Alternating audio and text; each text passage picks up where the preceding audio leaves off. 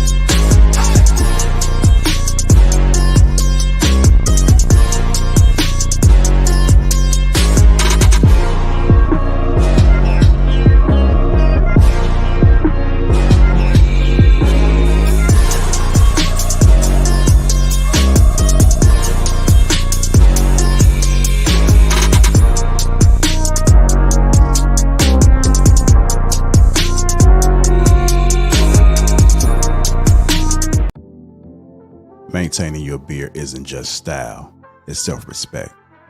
A well-grown beard boosts confidence and leaves a lasting impression. Elevate your look. Embrace the importance of beard care today.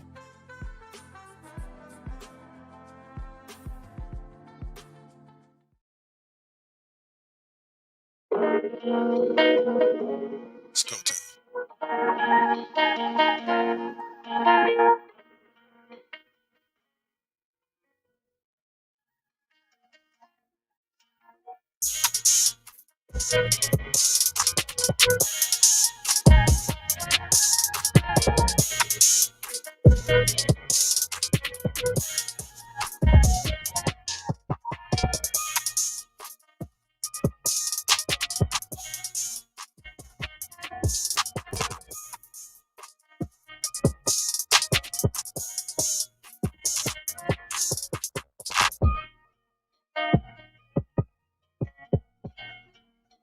What's going on, gentlemen? Welcome to King's Talk, ladies and gents. We're going to introduce the crew. We got Mr. Shiny Ross, Brother Sweeney, Mr. Marcus White, Kenny P, Pink, Trev, Smooth, me, myself, and Lapeef J.I. We should have Darwin to be on as well, sure. What's going on, gentlemen? What's going on? How y'all doing? Excellent. Phenomenal. Doing all right. Good to see you guys, man. You guys What's going on, fellas? Hopefully everybody good. Well, no, happy belated birthday, Brother Hink. Right on. Thank you, sir. I appreciate that. Happy born. Yeah, man. Happy birthday, man. 49, fellas. 49. Woo. Getting there. Long as you don't look at or feel it, man. Yeah. I didn't realize you was 49, bro. Happy living, man. Happy living. Good to see you guys, man. Shout out to the chat. I'm going to get the housekeeping out the way. Shout out to the sponsor, T. Hanley, Uncomplicated Skincare for Men. 40% off. 40% off along with a free gift. And if you click the link and become a member, you get 20% off for life. Also, shout out to Assure Man King on top. This is how you get your beard game in order. It's not too late. This is like therapy, man. Sometimes them beards be real. Be careful with my words with y'all on here, but sometimes the beard is tough. They be real thin, real anorexic in the beard. Yeah, man. You know, sometimes it don't Struggle connect. beard. Struggle beard, not connecting, not full, however you want to label it, man. But this is your cure right here. So go ahead and click that link. That link is pinned to the top of the chat, and it is also in the description. If you guys haven't already, hit the like button. Also, make sure you subscribe to the channel. And if you are catching this on the replay, shout out to you. And make sure you hit that like button as well. I'll go ahead and get the show started, man. How you gentlemen doing? Y'all good? Had a good weekend? Yeah, man. I was asking, did you stop by that vegan? Was you in Chicago this weekend? Yeah. Did you go? Yeah. Okay. I'm surprised I ain't see you. You was stationary or you was moving around? I was moving around a little bit. I was moving around. Okay. All right. Can you attest to this? It was a whole lot of age, dateable, seemingly good, you know what I mean, quality type. It was, you know what I'm saying? At the venue, man. I'm telling you, bro. Yeah. It was flood. It was almost like it was a black fest. And I was listening to Zaz stream about it, and she was just wondering, like, was that the goal? Because I think last year it might have just been Rick Ross, right? Shit, I ain't go. Yeah, like I seen Fab and Jada coming. I was like, yeah, I'm gonna slide to this. Yeah, I get in there. That's how you know it's an older crowd. When you got Fab and Jada, that's you know, that's gonna be something around our age. Yeah, I mean, it was the old crowd, but you had some mixtures of other people too. I mean, I think it was poorly constructed. There was a lot of things that I could speak about. We'll probably speak about on the back end of it, but it was a lot of people there. A lot of men and women that was there. Yeah, it was nice. So, I mean, it was good for the city, but I could understand they should have probably had a little bit versatile because everybody was down there, man. It was just looking like one of those things, man. It sounds like two completely different perspectives here. So Marcus had a ball and JR is like, fuck that shit. No. I'm not saying that, but what I'm saying is that sometimes you got to be careful when you have things too black. Like Wait, what's that? Hold on. What the fuck is that? Don't tell me you done switched on me, JR. no, I haven't switched up on you. But what I'm saying is that you got to be a little versatile with the artists that come out so you can get a different mixture of people. Because like you've seen what happened, right? I missed it. Up on Saturday, like when somebody got to fighting. I missed it. I ain't see that. I heard about it from like IG afterwards. So you must have been in and out then. No, I was there from 11 a.m. until what's her name came up there to perform. Sweetie, however you say her name. I was like, this ain't for me. Right. So that happened right when Sweetie on the end happened right when Sweetie, because Sweetie was like, oh hell no. I know y'all not doing what I think y'all That must have been your spidey senses. You left right on time. Yeah. Right on time. You know what set it up for me? It was like 6 dudes in tennis skirts. And then they started twerking, like getting amped up for her to come up there. I was like, I'm out of here. It's over now. it's over at this point. Yeah, no, but but somebody got fight after that. Too. Yeah, no, it was 2 chicks that was fighting, and then somebody said something, and then you just seen the crowd just shift. Everybody started dispersing, tearing down gates. Some people got stumped on. Some people were bleeding. So, trampling. Yeah, I ain't see none of that. I was in some good chairs. We had a snack pack. We was kicking it. We was kicking it. Yeah, so it was a vibe. I mean, 2 Chainz still performed, and anybody could have came in at that point because all the gates was knocked down all around from people just trying to get out because they didn't know what was about to be ready to take off. So I kind of figured it wasn't gonna be like, so y'all might not be familiar with what we're talking about, but it was a whole vegan festival. So they didn't have no meat. The whole place was just vegan ice cream, vegan I had some vegan shrimp.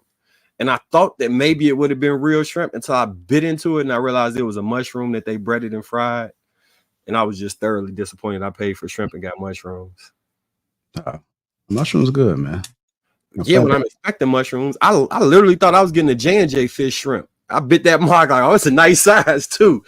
Oh, hell no, this is a mushroom. Don't you do it, man. Don't you do it. Don't you do it. Yo, Marcus, we let you ride with a lot of pauses just now, brother. Yeah. Ultimate pause for all of them statements. Anyhow, man, let's go ahead and get this show started, man. So I came across this interview. I was kind of figuring out which direction I wanted to go into. But it was Flacco and Goldie. Are you guys familiar with these 2 brothers? I mess with Goldie. Okay. Yeah, I mess with Goldie. Poetic Flacco?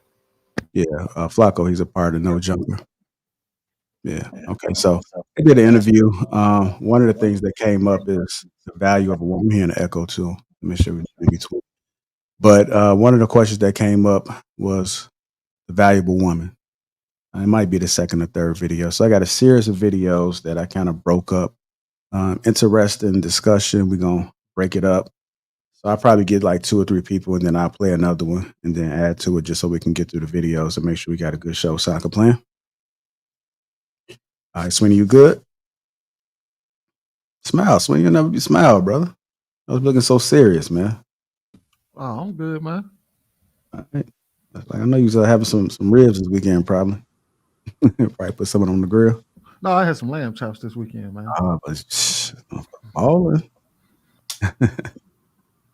Let's go buy a whole rack of lamb. Okay. I hit that like button. Also, make sure you subscribe to the channel. I'm gonna go ahead and play this first clip, and then we'll go ahead and get into it. See, I was never a pimp, and it's a big misconception. Everybody think that I was a pimp. No, I wasn't a pimp.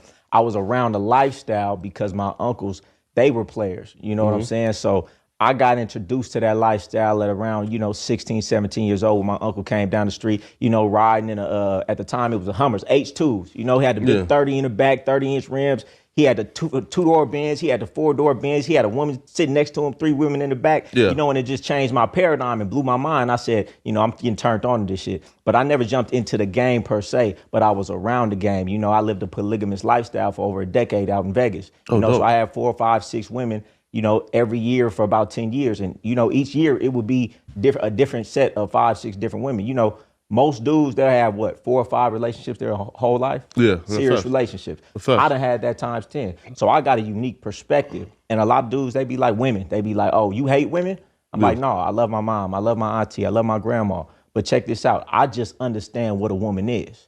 You know, I don't put her on this undeserved pedestal just because she got a wet spot between her legs. You understand what I'm saying? I'm stripping a woman down. When I look at a woman, I'm stripping her down from that makeup, that BBL, you know, the silicone she got, and I'm looking at her for what she is. And when you strip her down like that, who she is becomes very important. How she treats you, how she talks to you. Her number, how attractive she is. Like if somebody say she a 10, her attractive number to me is based on what she does for me, how she treats me. So I'm just, you know, that's how I'm kicking it. That's how I'm coming. I'm trying to get this game of self-love. It's always about the woman. The woman's the prize. Happy wife, happy life. Happy king are not a goddamn thing. You get what I'm saying? I'm trying to put the power back into the man. It's called the great female con, right? Women in society have tricked men into believing that they are more valuable than the man, when if you just look at stats and facts, the man is almost always more valuable. You can always find, real quick, you can always find a bad woman. You say a bad bitch, right? Yeah, of course. You can find that anywhere. You can't find too many Flacos. You can't find too many Goldies. But the woman would have you believe that she is more valuable than her. But what's valuable is what's rare. You're rare. I'm rare. They're a dime a dozen. All right, we're going to go ahead and break this down a little bit. He said a lot of different things, man. He talked about empowering men, helping men understand their value. He talked about how he don't focus on the outer, like to focus more on the inside. A woman's mind, who she is outside of that beauty and BBLs. Let's go ahead and talk about it, man. Let's go ahead and talk about it. He also discussed how certain men are rare. I can relate to that. I think I'm a rare individual, man. You know, every relationship I've been in, I've told them, like, there ain't too many people out here like me. And I stand on it. It is what it is. Some of the other things he talked about too was, I forgot. Let's go ahead and open it up. I'll start with you, Trev. Yeah, man. So I can tell you from the experience, it's hard to be around a P without picking up some of that ism. And you could just hear it in some of the lingo that he was talking, like that breaking her down, or you know, like, well, stripping her down, however how he said it, like that right there. And I'm not going up front. He made a lot of valid points, like you absolutely shouldn't pedestalize women, because once you do that, they don't respect you. Women are going to want somebody who they can look up to, right? Who they can respect and admire and learn from. So putting up a woman on the pedestal is definitely going to be detrimental to the relationship. You got to establish that off rip. So I get that part of it, but it's a fine line, right? Because you got to understand women's needs as well, right? Women are sensitive, and you kind of have to cater to that as well, just for it to be functional. Now, that doesn't mean kissing ass and none of that, but just understanding their perspective and, you know, just behaving like you do understand it, right? Because you got to realize that women are emotional. You can't expect them to react to things like we would, right? You can't expect them to always be as rational or as logical as we are. It's just about understanding them. So there's certain things that you just have to understand about a woman in order for it to be a relationship that's going to withstand the test of time. But it's I don't like it because of where it comes from, and I've seen that world, right? I grew up with and witnessed a lot of that, so I saw the dark side of that and what ends up happening to women as a result of that, and that's tough. So I don't know how he handles his relationships in his personal life, but I do believe that we have to understand that as men, that if you feel like you are rare and you know you put in that work, then yeah, you should be treated as such, right? At the end of the day, depending on what religion, but you might feel like a woman is there to be your helpmate, right? So if you understand that, then you know, look, this is the way the situation is going to be. So I do believe that you have to establish the terms as a man. You expect the woman to follow you. It is a balance though. So at the same, it's not at the expense of her happiness. Your best bet is to find the women who are already in that mode to where they feel like they want to serve you. Once they see what type of man that you are, they should want to serve you. They should want to make your life easier. And at the same time, you're going to end up making their lives easier.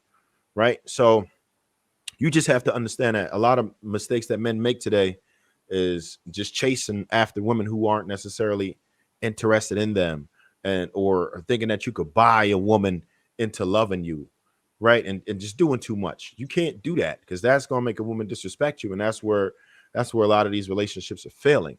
Once a woman is into you and she respects you, then that's the woman you need to be around. It should never be a situation where you feel like you have to chase one. Once you understand what type of man you are, you get with a woman who also understands what type of man you are.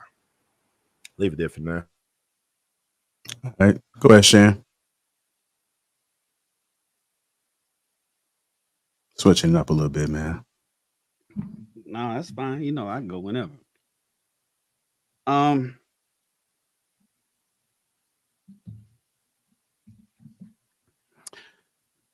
There's no such thing as a high value woman.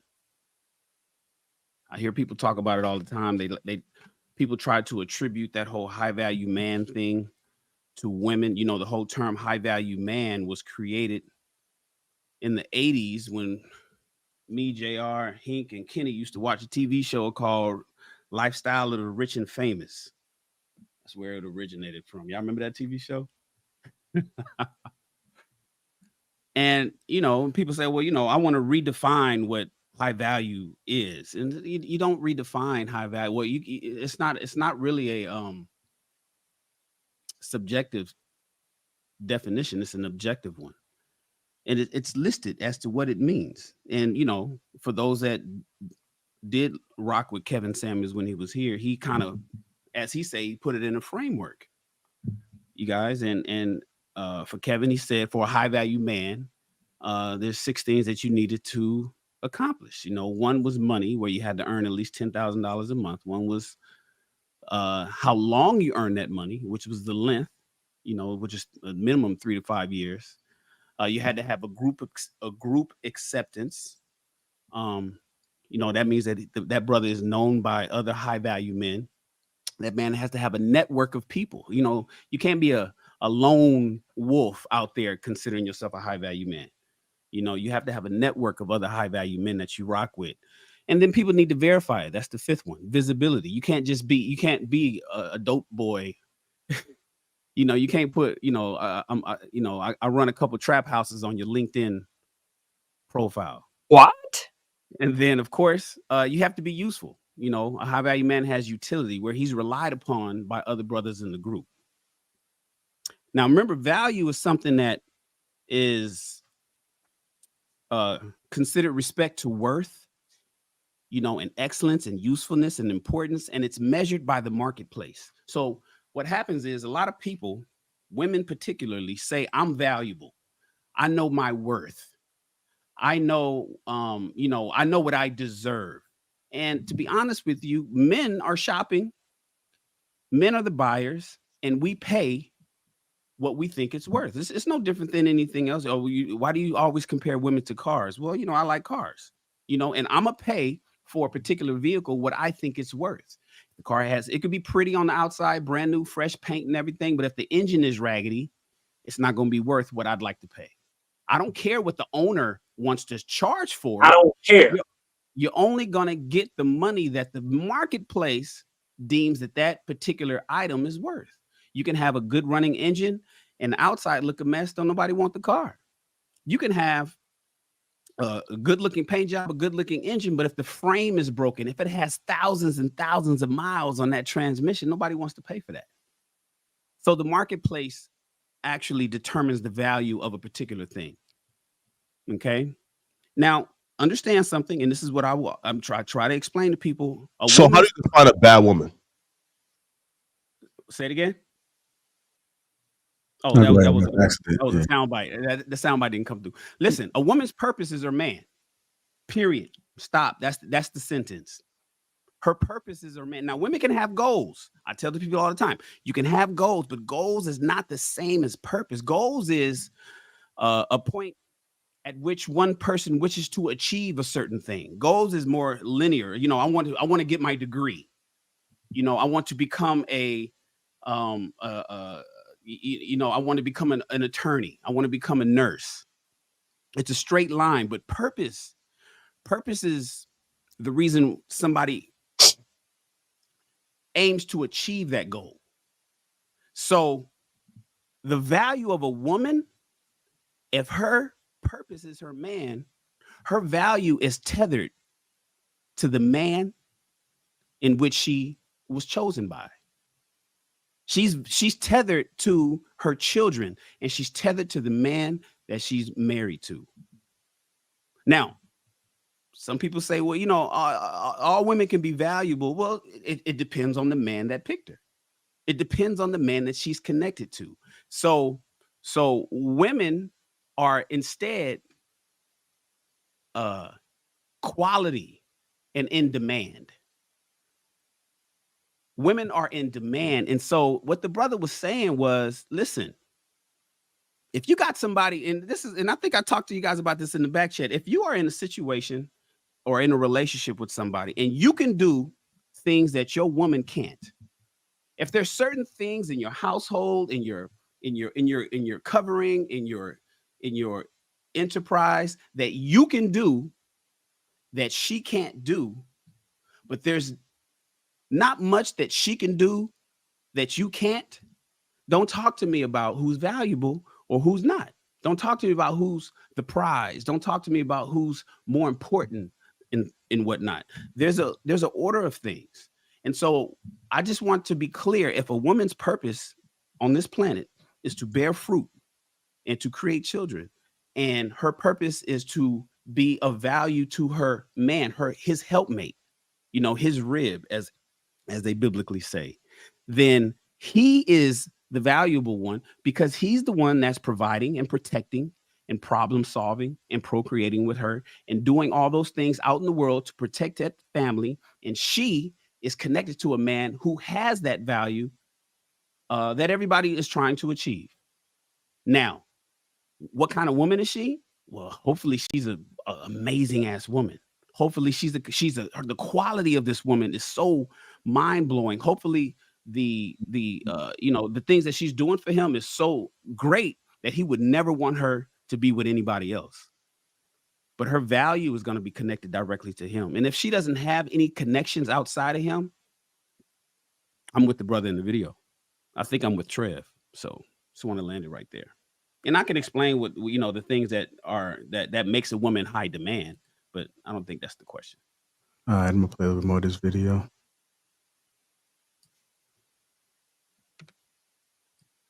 I'm rare. They're So how do you define a bad woman? How I define a bad woman is number one, how much she likes me, right? Okay. That's the most important thing, because depending on how much she likes you depends on everything else being easier. How much she likes me, how useful she is to me, her utility. She can't just be dead weight and look pretty. You know, how cooperative she is, how much of a pleasing personality she has. And then after that comes looks. Because looks fade, looks come and go. How could you put so much weight on something that is transitory, that's destined to go away? A woman's beauty is gonna fade. And once that fades, what's left standing? The character, how she acts, how she treats you, all of these things. So what's bad to me is how you treat me. If you treat me well, you attend to me.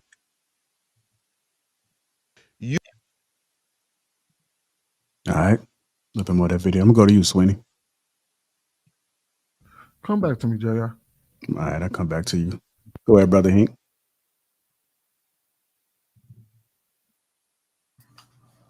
Look here, man. I don't know about all that goddamn pimp talk. I'm good old country boy. Fuck, I mean, you know, some people think we snickle slick already because we from the country, so we think that we use our little country accents to talk slick to them anyway. But some of the things he was saying is on point. You know what I'm saying? Like he said, that she, you know, it's not always about the exterior. Her looks, you know, is a mind right, an attitude right. You know, she could be a 10 with that. You know, saying she could be a step above a lot of other women because of what she presents and what she brings as far as her mental, you know what I'm saying, a level of peace. You can't put a price tag on a man's peace. And if she brings that, you know, you probably can measure her as a 10. Like you said, beauty gonna fade eventually. It's over a period of time. But if she has some other attributes that a man is looking for, he can will and deal. You know, you can make some exceptions on the look category. So I'm gonna leave it there. So you don't think a woman can be beautiful forever? Possibility? No. Well, No. but if she go up under the knife, you know, she go up under the knife, I'm sure she got a chance. But the odds she getting in her late 60s and 70s, yeah, gravity gonna get a hold of that ass, JR, and it's over.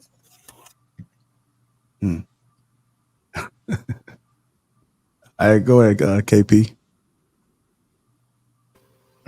Well, young brothers, his speech, his mannerism, his body language is that of a pimp. And it's foolish if you ask a dude that adheres to that lifestyle if he's a pimp. You ever knew a pimp that admitted he was a pimp? No. I think the things that he speaks, in part, they're valid. I like his swagger, though.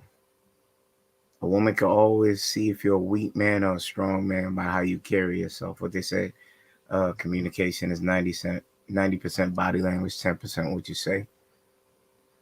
They love confident men. They love cocky men. The majority of them say, some would say, no, that's not my type, but they end up with the girl. Hence, bad guys get all the girls and, you know, those little tropes. As for women, value, high maintenance, you know, I kind of lean to what Shannon says. If you're a confident man and you stand on your square, a woman could never run circles around you. You control the room. You can line up in certain places that Trevor's been, JR, maybe Darwin and Shannon being out there in TV land out there. Beautiful women are a dime a dozen. You understand? As for a woman, when you get past her aesthetics and look at the woman inside, that's truly what's valuable. So I could dig what he's saying, that once you find something like that, you keep that treasure. You got so many fine girls that can't spin a pot or turn a dumpling. Want to offer you a hot, burnt up Frank. What's that one that was with Rick Ross? Made him that them nasty oodles of noodles. Thought she was bringing him like a 5-star gourmet meal. How dare you? That's Christina. Yeah, she get like 4 more lashes for that. Men are the prize. Courting, wooing, those are the little things. So when you say you do chase women, in part you do. Because if something piques your interest, you're not going to try to let it get away and let the next man get it. So I believe you do a little bit of high stepping and shooting through that A-gap pimp for that woman that you want. That comes with, it's par for the course. But don't be no dumb diddly dumb, giving more than you getting back. That's the rule. And if you got people around you like friends or, you know, cohorts that allow that to happen to you, they ain't really friends. You just there to be the joker. I land with that. All right, I'm gonna play a little bit more video and get to the next person. You are the 1%, right? Like there's still an entire economy of men out here, right? And the other like 90% don't really have millions and ain't really in tip-top shape. So like, why would the average man be more valuable than the average woman? Why aren't we all just the same? I hear where you coming from, and I'm gonna tell you why. Because where does a woman derive her value in society? Oh, I don't know. From her looks. Okay. And I just told you, looks are bound to fade. So if she only has, what makes a woman most valuable is her looks. She only has looks until what? She's about 30 years old, right? But a man's utility and his value in society comes from what? what he's able to do, his competency, which he could have a competency at 70, 80 years old. That's why you see an 80-year-old with a 20-year-old, but you've never seen a 80-year-old woman with a 20-year-old dude. Well, you might, but it don't really go like that. So what I'm saying is, because a woman's value is predicated on her looks, looks are easy to find. Not only are they easy to find, they're easy to buy. And if something is easy to find or easy to buy and easily accessible, it's not valuable by definition. Valuable is something rare. And when you're rare, when you're a man, you could develop habits, you could develop disciplines, you could develop competency, you could develop things that are merited. It makes you more valuable. Let's put it like this. Let's take you, right? You're more valuable than 99% of women, but you probably don't think that. But guess what? The baddest woman could walk in here. You can find 10 of her. Where can they find as many flacos doing what you're doing? You worldwide, you well known, you on your way to places. But she will treat you as if she's more valuable than you. And you will believe it and treat her like she's more valuable than you, when in reality, you are more rare than her. And that's all I'm doing. I'm trying to wake up dudes. And I'm not saying have false value. Yeah. I expect every man to be working on himself. Go to the gym, eat right. Yeah. You need to be better than a woman for her to follow you. Nobody's going to follow you if you got all the same bad habits, if you're on the same level. You got to be head and shoulders above a woman for her to follow you. So I'm not saying don't work on yourself, but I'm saying a man has the potential to be more valuable than any woman, because a woman's value is predicated on something that's destined to go away. JR, real quick. That's a bar what the kid said in the video. And I hate that he used the word value. And that's why I said women can't be high value, because he really, if he would have swapped out that word value with demand, because he said, oh, you know, what's a woman's value? It's attributed to how pretty she is or how good she looks. That's what I meant by demand. Like, women are in demand, and typically in demand in their youth, you know, right at the peak of their beauty, because that's when most guys are desiring her. And then he attributed value to men's utility in the world, to be able to make something and do something and move society along. And that's why I typically change that. But I do want to say this one thing. JR had asked Hink, you know, does beauty fade? Or, you know, can women be beautiful? And Hink was like, yeah, you know, no, that goes away. One thing, I always talk about us playing semantics and playing with words, and we know what people really mean. And I know exactly what Hink was talking about, but I do want to be clear. There's a difference between beautiful and pretty. And, you know, and just being in the film industry and being in fashion and whatnot and dealing with models and all and actresses and shit. A woman can be beautiful until the day she dies, because beauty incorporates and encompasses a whole lot more than just the surface stuff. Pretty implies that something looks nice on the outside. Beauty can be within. And there's a lot of beautiful, what Felicia Rashad pops in my head right now. There's a lot of beautiful women that can grow older, and her prettiness may fade. You know, and I know we call it beauty that fades, but she may not be pretty like she was back in 85 when she was doing the Cosby Show. But she could be a beautiful woman well into her 80s, 90s until she dies. So I just wanted to make sure that we're clear on that one. That's not a semantics thing. I want guys and gals to understand that beautiful women is completely different than a pretty woman.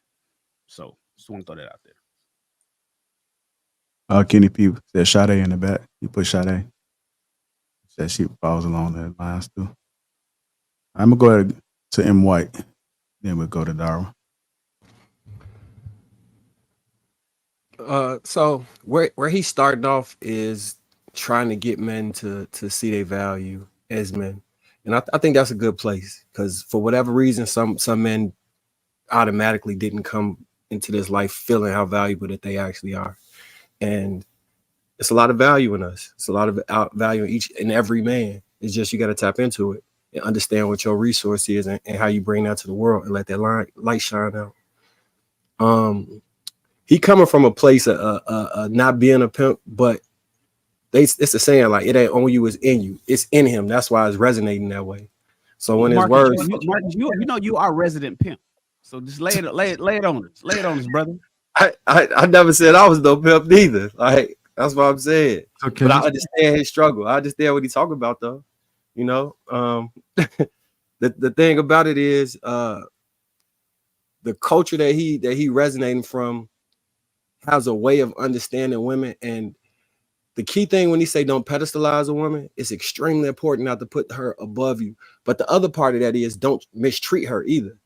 So you have to be able to garner a level of respect where you don't put her above yourself, but you don't treat her like she below you. And that's that nuance pill. When you take that nuance pill, it hit a little different because you understand at that point that you're not simping and losing yourself by treating her nicely. As a matter of fact, it's more testament to how much of a man you are, because you like, shit, I'm not breaking or hurting myself by treating her in the best way possible. And then you can get the reciprocating energy and get her to invest in you and get her to really buy in. And when she buy in, bro, I'm telling you, when women love you, it's no limit to the things they'll do. No limit under the sun to the things they'll do. I know y'all see people who you be like, how did she stay with this guy? This guy's a bum. This guy's a piece of this guy did this to her. This guy, because she loved him. When they actually love you, they go to hell and back. And I know we'll talk a lot about how women leave and do all this stuff, but maybe you didn't tap into the right energy where you was really touching her spirit and soul with how you interconnected with her. And a lot of what men in the ism is really be talking about is getting in tune and tapping in and being able to touch that cerebellum. And when you touch that, then the body follow, and then the heart with that. So that's what I'm taking from that. But yeah, I agree with almost everything he said. All right, go ahead, Mr. Darwin. I mean, I hear what everybody's saying. I hear what the dude's saying in the video. A couple of things I don't agree on is the fact that he told the dude that, I guess, you want to be cool with the host. Me personally, I would have told the host he looked like shit. I probably need to go to the gym to get his values. Most definitely would have told him he was more valuable than most women. I probably would have rephrased it as, you can be more valuable if you work on X, Y, and Z. Right now, dude, you look like shit. You need to get it together. I get you got a podcast and you go, that's valuable. But in the context of being appealing to women, or the women that you probably want, you way off, dude. Secondly, I do think women can be high value. I think as long as there's a demand for a particular woman, and there's a rarity in getting her, and it makes the women that are that valuable. And the more rare, it makes them highly valuable. Because it's really, I would even argue that you probably have more high value women than you have more high value men. In terms of, rating them as a woman, not in terms of rating them parallel to male, because obviously it's the earnings involved with the man. But as far as a woman, it's her ability to nurture, cooperate, submit, and all these other things. The beauty is obviously attraction is one thing, but the fact that you got men running away from the United States and out of the country suggests that there is a higher rarity of women to get to, and almost slim to none. So the ones that are out there, that's not discovered or very difficult to discover, I would argue that those women are high value. I mean, until you have a third of women that's not getting sex, and we can argue that there's more high value. But because there's not a third of women, women are not struggling to find a partner. And I know y'all say we ain't keeping score that way, keeping score by getting married, but still, just having those interactions on a level to where it can lead to something further. Women don't struggle with that. Men struggle with that. So I do think women can be high value. We would have to come to a consensus and lay out what's important. Like, what do we want from these women, or what do we value in these women as a consensus to be able to determine whether or not they can indeed be valued highly. But I think the dude is, I guess y'all calling him a pimp. Maybe I didn't hear the.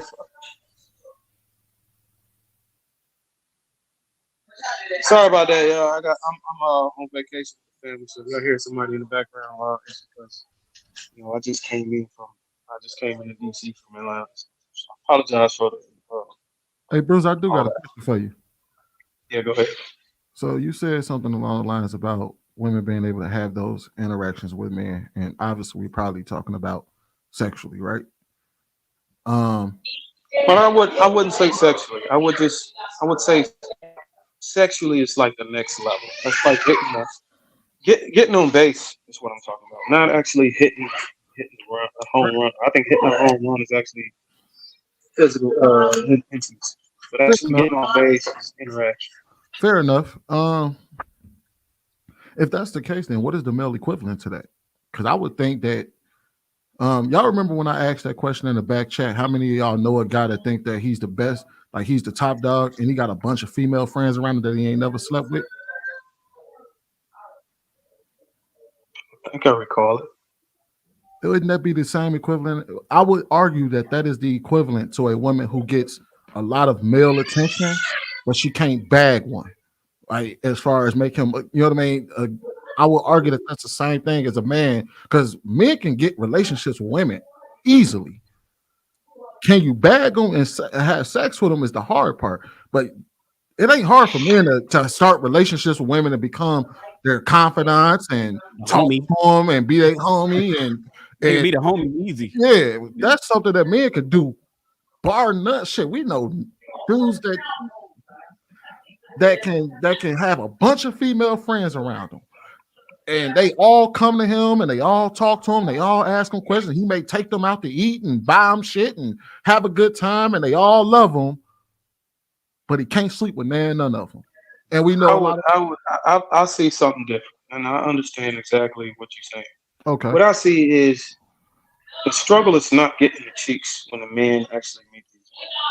The thing the man struggle with is settling for the appetite that he has in front of him. When I say that, I mean the struggle men have is deciding whether or not, okay, this is for me, and I'm done. I'm throwing my card. I don't think it ever really been that much about having sex. When you talk about incels and all that stuff, I'm talking about just the average David. The issue ain't never been getting the draws. The issue been being honest with these women and saying, hey, look, this is what I want. You know what I'm saying? Let's go to the next level. Let's get committed. Let's get there. That's what these guys are struggling at. And it ain't even, I would even argue, it ain't really necessarily got anything to do with the woman, okay with selling it now. I would argue that she's okay with selling it. It's the men that are like, you know what? I'm going to drag you along for a little bit more time until I figure out I can get something better. Yeah, but Darwin, that's a complete contradiction to what you said earlier. Okay, how was it contradiction? Because if men are just dragging them along and doing whatnot, then how is it that you said that women can get relationships easily? I said they can get interactions. I think I was talking about, that's what Sweeney kind of went down the rabbit hole with me when we talked. So and we kind of cleared it up, whether it was interactions or was it actual second base. I mean, not second base. Well, hitting a home run. Well, let's define interaction, because we all know that women she can organize a gangbang tonight. We know that. What I'm asking is, because you are attributing her value to the fact that she can have interactions. Well, what are these interactions? Well, I didn't go down in detail what I would contribute her value to. When I spoke about high value women, and I kind of challenged you on that, I was saying we would have to come to a general consensus on what are the traits or attributes that a woman should possess in order to be deemed high value. And I kind of made a point about how the demands in the market, the rarity of the woman that we can't get to. So her having interactions is just, the only argument on that is that she have an overwhelmingly more interactions than the average man. I'm agreeing with everybody on the panel with that. Could I ask everybody just a question real quick? Do women have any value? Do women have any value? Have immense value. Immense. Okay. Well, all right. Time out, then. All right. So we say that women do have some value. Do you think that some women have less values than others? Yes, sure I think do. Have less value than others. Okay. So if that's the case, then we would have to rate whoever is at the top high value then, right? If we're saying that women have value, everybody, it was a consensus, and then we're saying it sounds like it's a consensus where women some women's value is lower than others. That means that one, whatever the barometer is, whatever it starts, whoever it has the most would be considered high value. And I would never say that it's behind beauty or whatever, but I think that a woman that is extremely supportive, feminine, that's really with you, that you can stand to be around for a long period of time, like we don't have a lot of over here, particularly in the West. I think that would be considered high value. But here's the thing: every attribute that you list is going to be connected to the desire of a man. So when we talk about women, and you say, "Well, okay, like your initial question, do women have any value?" Absolutely. Is it that she's feminine and agreeable and cooperative and all these other, she's nerd? All of those things are things that men require. And and that's why I say her value is tethered to who she's selected by. Now, if she's selected by a bum, imagine, say she is selected by a bum who's not doing shit. He's a shiftless. He plays video games all day. He don't make no money. He don't work. He doesn't cover anything, but she selects him. Is she still high value? Is she high value if she's married to Pookie? The answer is no. I wouldn't rate her high value. The only way I would rate a woman high value is if overwhelming majority of men desire that particular woman with those particular traits. So hear me out. Got you. And that's why I said that they're high demand. That's why I want to move the high value moniker off of women, because it's directly, the whole value thing is, what is her purpose in life? Her purpose in life is the man that she's connected to, and everybody's attribute that I've heard so far is something that men desire in her. It has nothing to do with building the world or creating or being a utility to the society. It's about her ability to be a great mother, and that she ain't argumentative, and she ain't talking back. It's all things that we want in a woman.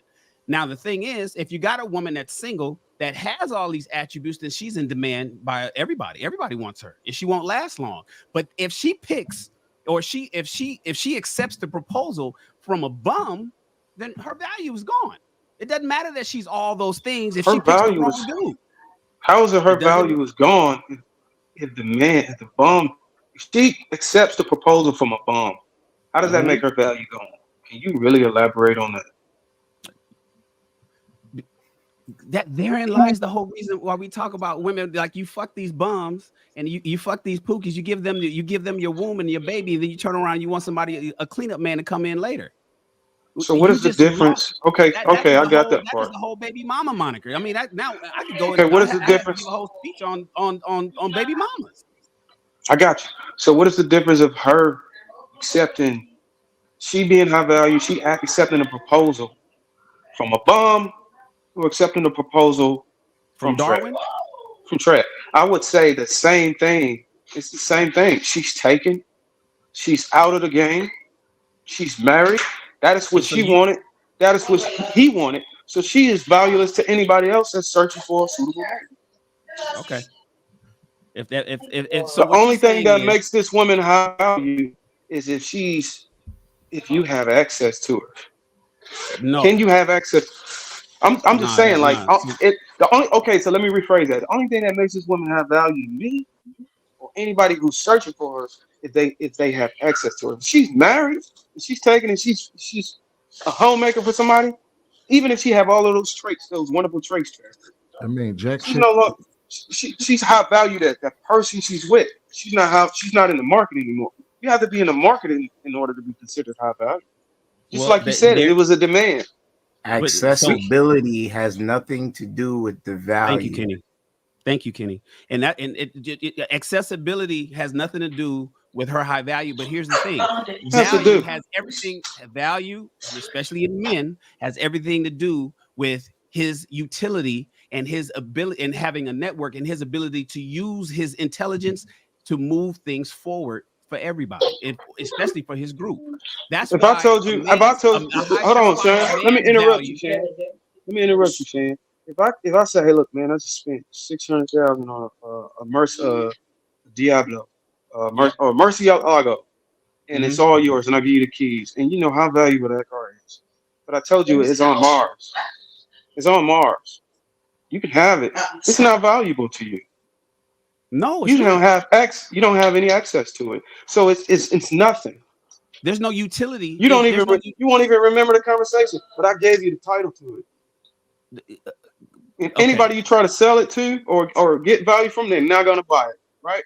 Okay, but no one gonna have it. Listen to me. Come on. Listen. I hear what you're trying to say, but what you're doing is talking about cryptocurrency. Because show me what a Bitcoin looks like. So you can't cash out. Can you cash out on Bitcoin? Yeah, you goddamn right you can. And you cash out on. You can't cash out on that title though. And I can cash out on a Lamborghini on Mars if somebody else wants it. No different than gold, silver, and Bitcoin. So well, okay, now we're back at it. No, I'm just simply saying, you know, a store of value versus a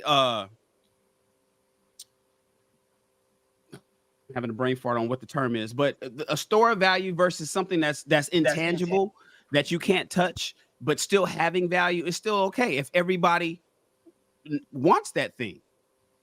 And it's useful for everybody to have it for the community or for the world or for the for society. Well, let me change one. Let me change one thing. I gotta roll some more clip, Darwin. Then I'll come back to you. Let me just play a little more clip. All right, go ahead.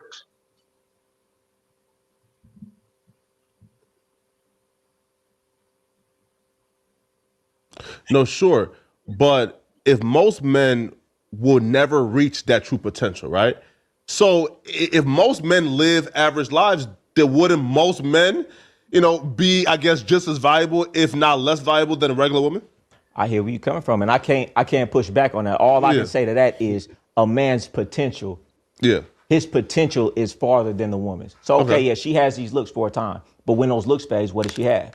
So I guess you're right. They're equal to a point. Yeah. But at any time, if that man decides to get on his shit, decides to work out, decides to get on top of his game, it's over. That's what I'm saying. Yeah. I'm not going to sit up here and say every dude, because, a lot of dudes, they talk about women, they can't catch a woman. That's because she's above your league. Yeah, she's above your league, but you could be above her league if you put in that work. No, true. Now, listen, I see like a short, man, of like yours, right? Where, bro, and I agree, right?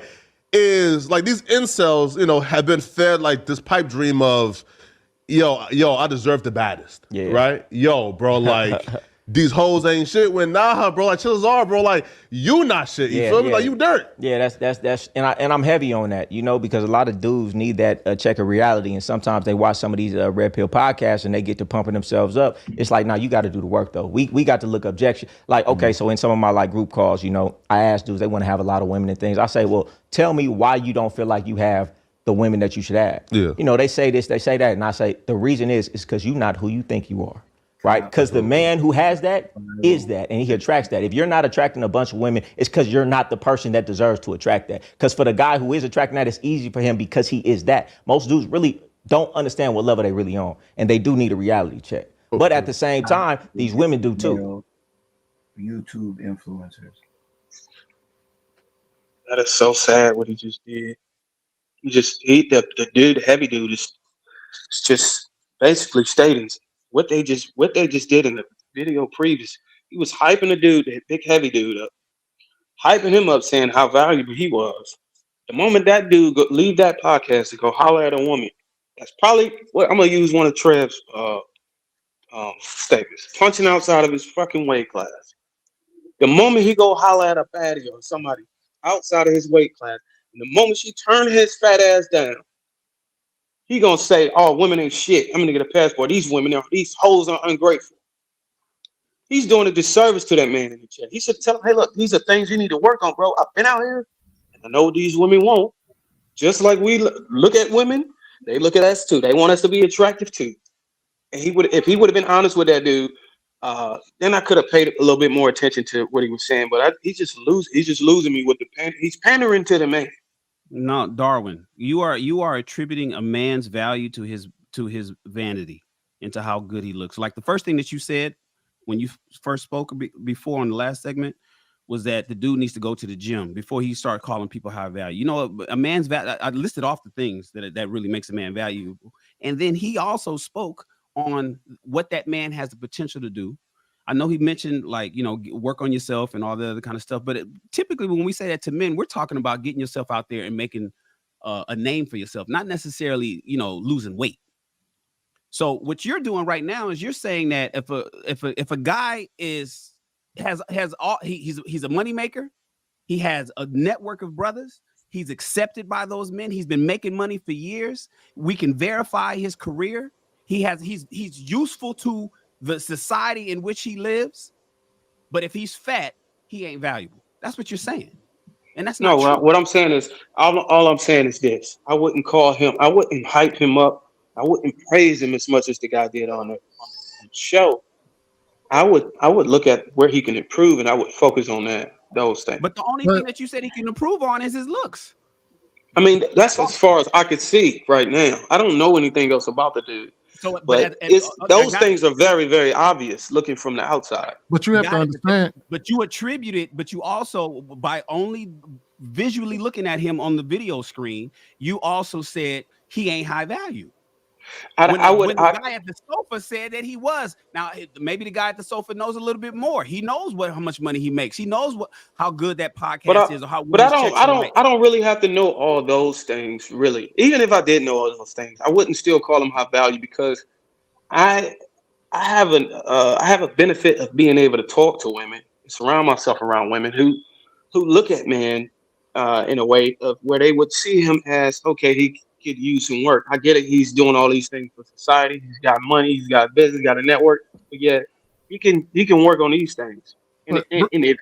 Bruiser, the problem with what you're saying though with this is that nobody is liked by everybody. There's no such thing that any woman can. We've seen women find things wrong with everybody. Jay-Z is a goddamn billionaire. Jay-Z is a goddamn. I'm not arguing that. I'm not arguing against that. Everybody, and there's still women out there to this day say, I don't know how you pull Beyonce. You sit there like, ain't no way if Jay-Z was in a room with you. But that's besides the point. No. Continue your point. You put him in a room with Bruiser. Bruiser's not getting none of the women he getting. Fair enough. But the thing is, is that, and that's no disrespect. Hold on, bro. What? To Shan's point. If you in a room with Jay-Z's crusty lips, Jay-Z gets all the girls. You get the leftovers. You get okay. So how about let's do this? I think this is a better way to do it. Let's say that I don't know that dude's name. That same heavy dude sitting there on the mic. Let's say you had 9 of him in the room, and then one of him about 50 pounds lighter. And you had 10 women coming in the room. All 10 of those women would compete for the one that's 50 pounds lighter. That's my point. Hold on, wait. But you're doing so much to rather concede, walk it back, relook at the points that was made instead of trying to find nooks and crannies. I don't see how that last scenario I gave is not understood. Hold on, because I'm sorry. The problem with your logic is that you said if you had 9 of him, one, we don't know what the him is. Apparently, hold on, wait. I'm gonna explain, because to Shan's point, the dude in the video called him high value. That means he's seeing something that we just can't see on the TV screen. That means he sees what this guy is doing behind closed doors. That means he sees how many women this dude can bag. That means he sees what kind of network. He knows his network. That means he sees all of this. Or maybe he don't. He's just bullshitting. We don't know. All we can go off of what the man said about him. We don't know. You know what I mean? Do I have to? But use what he's seen or what he said through his lips about another man and take that as a. I reserve the right to take it as a grain of salt, right? If you're gonna say that he's not, you at least got to be able to have the proof to disprove the guy that said that he was in the room. No, I know I don't, because he didn't prove that he did. What Marcus? The guy in the room never proved that he did. He just stated. Do you think men go out their way to tell other men that they on the top of the world and that man is not on top of the world? Do they go out their way to tell a man that they're not on top of the world? Yes, all the time. We tell people they ain't shit all the time. Marcus, but look, I got you, Shan. Look, so Poetic Flacco, he like you know who Joe Buttons is, right? So in the world of hip hop media, he probably a C-list celebrity on his way up via the No Jumper podcast. He hasn't made the money yet, but his network and the amount of people that's tuning into him, it's on the incline. He's growing right now. I would say his net worth is probably between 100 to 400K, but he has the potential to be a millionaire within the next 5 years if the trajectory keeps going that way for him. To the point that Shan was making about the weight, I don't think that the weight. So he's getting status or clout in this day and age, right? So that weight won't affect his ability to navigate with women in the field that he'll be in. The issue will come in with his aura and the energy he carries. Because you know who DJ Academics is? He probably make like $3, $4, $5 million a year. But the energy that he carries is so awkward and lame that when he gets women, they take advantage of him, they disrespect him, they put him in bad situations, and they don't treat him like the man that makes $5 million a year. Or set him up. Yeah, or set him up because he's not operating in the energy of a man who's done that type of work. It's a book called The Way of the Superior Man. If anybody has a chance to sit down and grab that book, it goes into detail about how to make yourself attractive and valuable, or more attractive or more valuable than anyone else around you. And then understanding that, you understand how to move, and that confidence exudes from you. Like Poetic Flacco and Biggie probably in women's eyes would be less attractive, but Biggie had the energy that would make him more attractive, the swag to most women. And you can operate from that energy and still win tremendously, to Shan's point. So it won't be necessarily about the okay, so the Biggie thing, I get what you're saying about the Biggie thing. I don't think there's any let's say you had two guys that are Biggie. The Biggie that would win would have to be the Biggie with the record sales and the millions of dollars. Yes.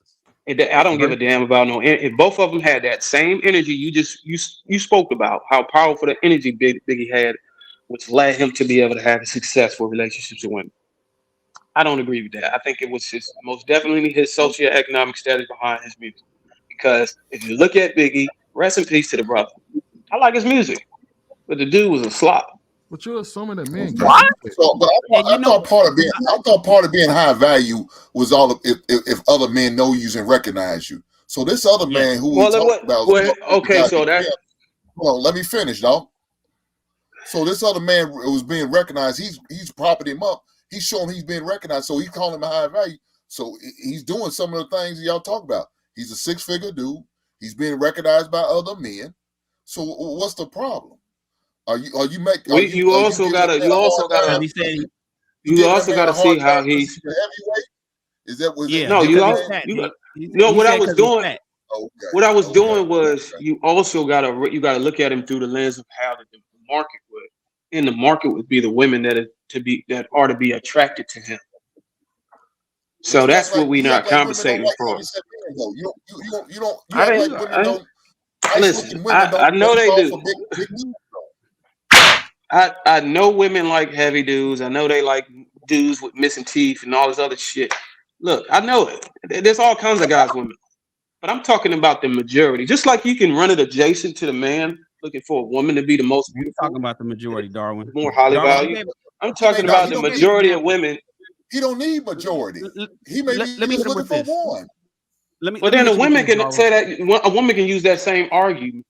She don't need most men to like her.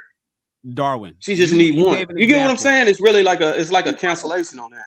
Darwin, you gave an example. You said if that dude on the TV screen, because we're talking about the value of men versus the value of women. You said that guy on the screen, if there was 9 of him in a room and a 10th version of him was 50 pounds less, then the 50 pound version would get the girls. The comparison is off. What you need to say is there's 9 of that guy in a room, and the 10th version of him who's 50 pounds less is broke and live with his mama and ain't doing shit and works as he doesn't have any utility. He doesn't have any network. He has no visibility. He's nothing, but he's the same guy and he's 50 pounds less. The only way what you just said would make logical sense is if the better version of the lesser weighted or less weighted a lighter version of him had all of the nuances when that's not the case. There exists men who are a lighter version of him that still have all the same attributes. No, I got that. But what we're trying to let you know is the weight is not what's important to the women. I'm telling you the weight is to a certain extent.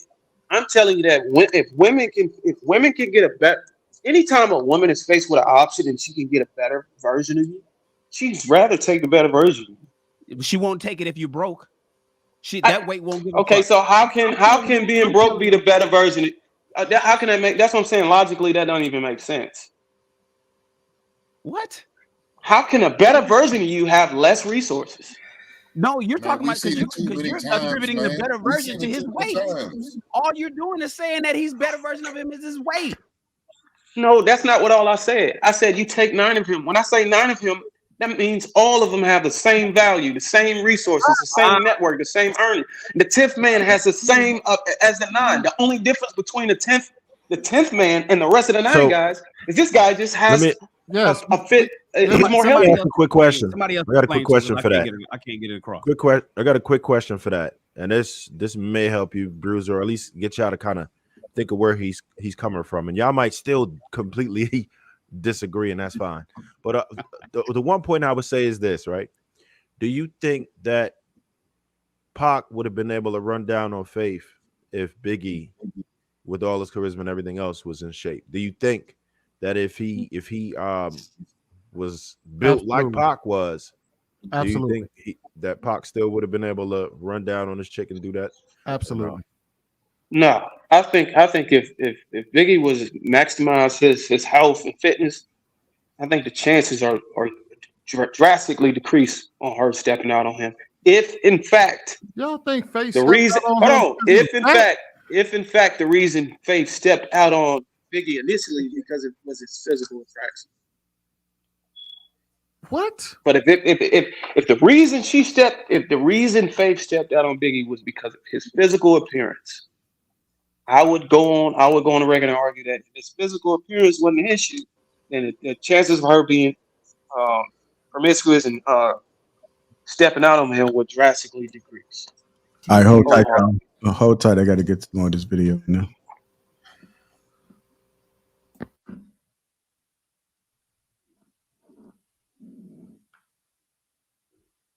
What defines a woman value is, subjective. Depends on who you asking. For some of these dudes, if a woman look good or got a fat ass, oh man, she a 10. She got hella value. To me, like I said, one is how much she likes me. How much she desires me is going to be the most important thing for me dealing with a woman. Yeah. I'm not dealing with no woman who don't love my dirty draws. If she ain't ready to die, still kill, go to jail for me. If she's not going to treat me like Drake, if she's not going to treat me like she would treat Chris Brown, then I don't want her. That's number one, because once you get that, everything else is easier, right? Number two, she has to be useful, right? Because like I said, looks fade. And even if looks don't fade, how long is this bad woman going to be bad to you once you have her, once you done had sex with her 100 times? That's neither here nor there anymore. What's left? She has to be useful. She has to be competent. She has to have a pleasing personality. She has to be able to control her emotions and manage her emotions so she's not giving me a problem. She has to be willing to bow down to me. That's what makes her valuable to me. How I feel is the most important. So if a woman could make me feel great, man, that's where she get her number for me. That's valuable to me. You ask these other dudes, looks is the only thing, but they got a bad woman and they going through hell at home. Sure. To me, that's not a valuable woman to me. Mm-hmm.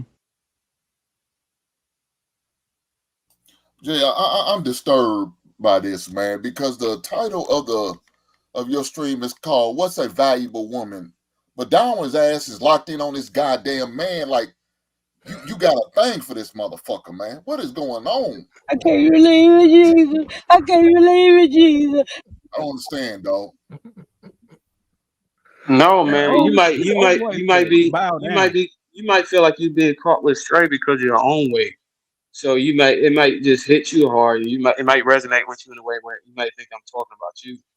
I'm not talking about you, Hank. If that's the reason why you're trying to throw shade at me. I'm just talking about what the dude said, and I know how toxic it can be for us. I see guys hype guys up on these panels and all that stuff. Oh, you're a good dude. You got good. You got a shitty podcast, bro. You're not really. Just tell it like it is. Just like y'all want us to tell. Just like we want to tell. How do you know somebody has a shitty podcast? That's not the case with Poetic Flacco. If I watch it. No, that's not the case with Poetic Flacco. And I watched you I didn't say. Hold on. Let's keep. I was just using that as an example, but I wasn't referring to him specifically. Okay, that's fine. Let's get back to the word salad and the spin that where you couldn't concede. Pull it back. I didn't use any word salad. I was as clear as day, bro. I'll wait. So valuable points were given for you to at least, mull over. But guess what? You couldn't get it because you were so quick to respond and defend your point.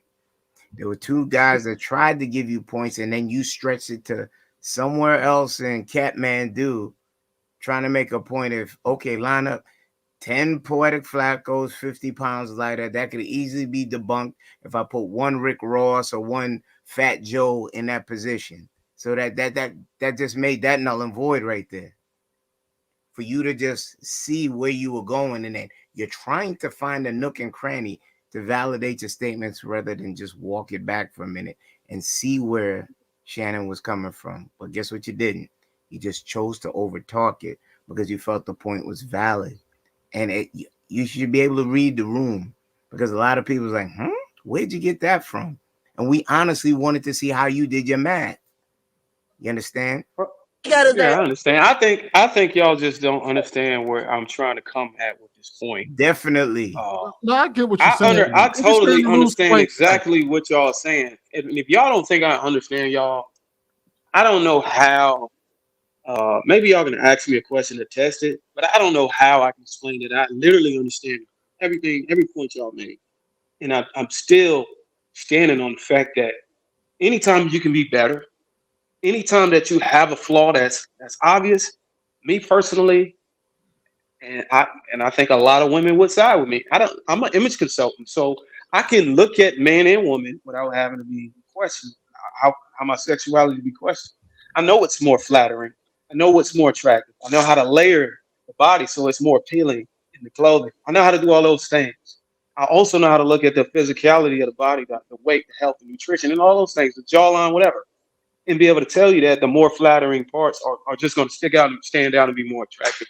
And women tend to cleave to that regardless of whatever money you got. If all of the men in the room have the same socioeconomic status, and one is just better looking, the better looking one is going to have women wanting to compete over. I don't know how. The conversation. Hold on, real quick. I don't know how y'all can't. I get the the paradigm of the conversation was different once you started your critique, and your critique did not fit. It was challenged. Points were put on as for why that wasn't valid to the conversation and the direction we were going. But guess what you did? You chose to open up different narratives to just rather than see what people. And that's probably because I came in late. That's probably because I came in late. You opened up with I saw everything. Don't come in there talking about listen. I apologize if when I came in and commented and gave my input after Marcus went, it wasn't in flow of what was initially the topics y'all or the energy y'all was bringing. I just questioned. Hold on. I just wanted to question what the dude was saying. I can see. Go ahead, man.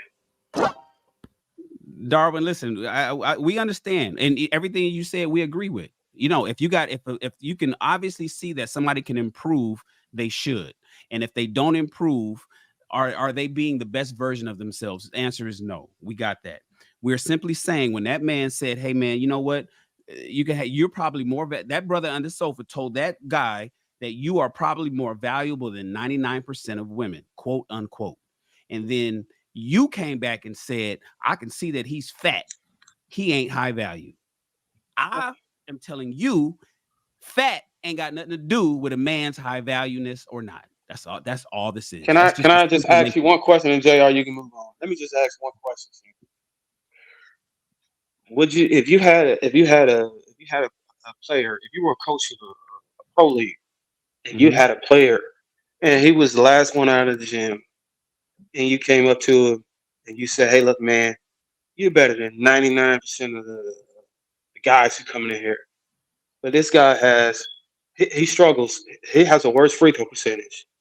Everybody else is hitting on the same level, the same points he hit on it as far as his rebounding, his conditioning, his ability to play defense and all those things.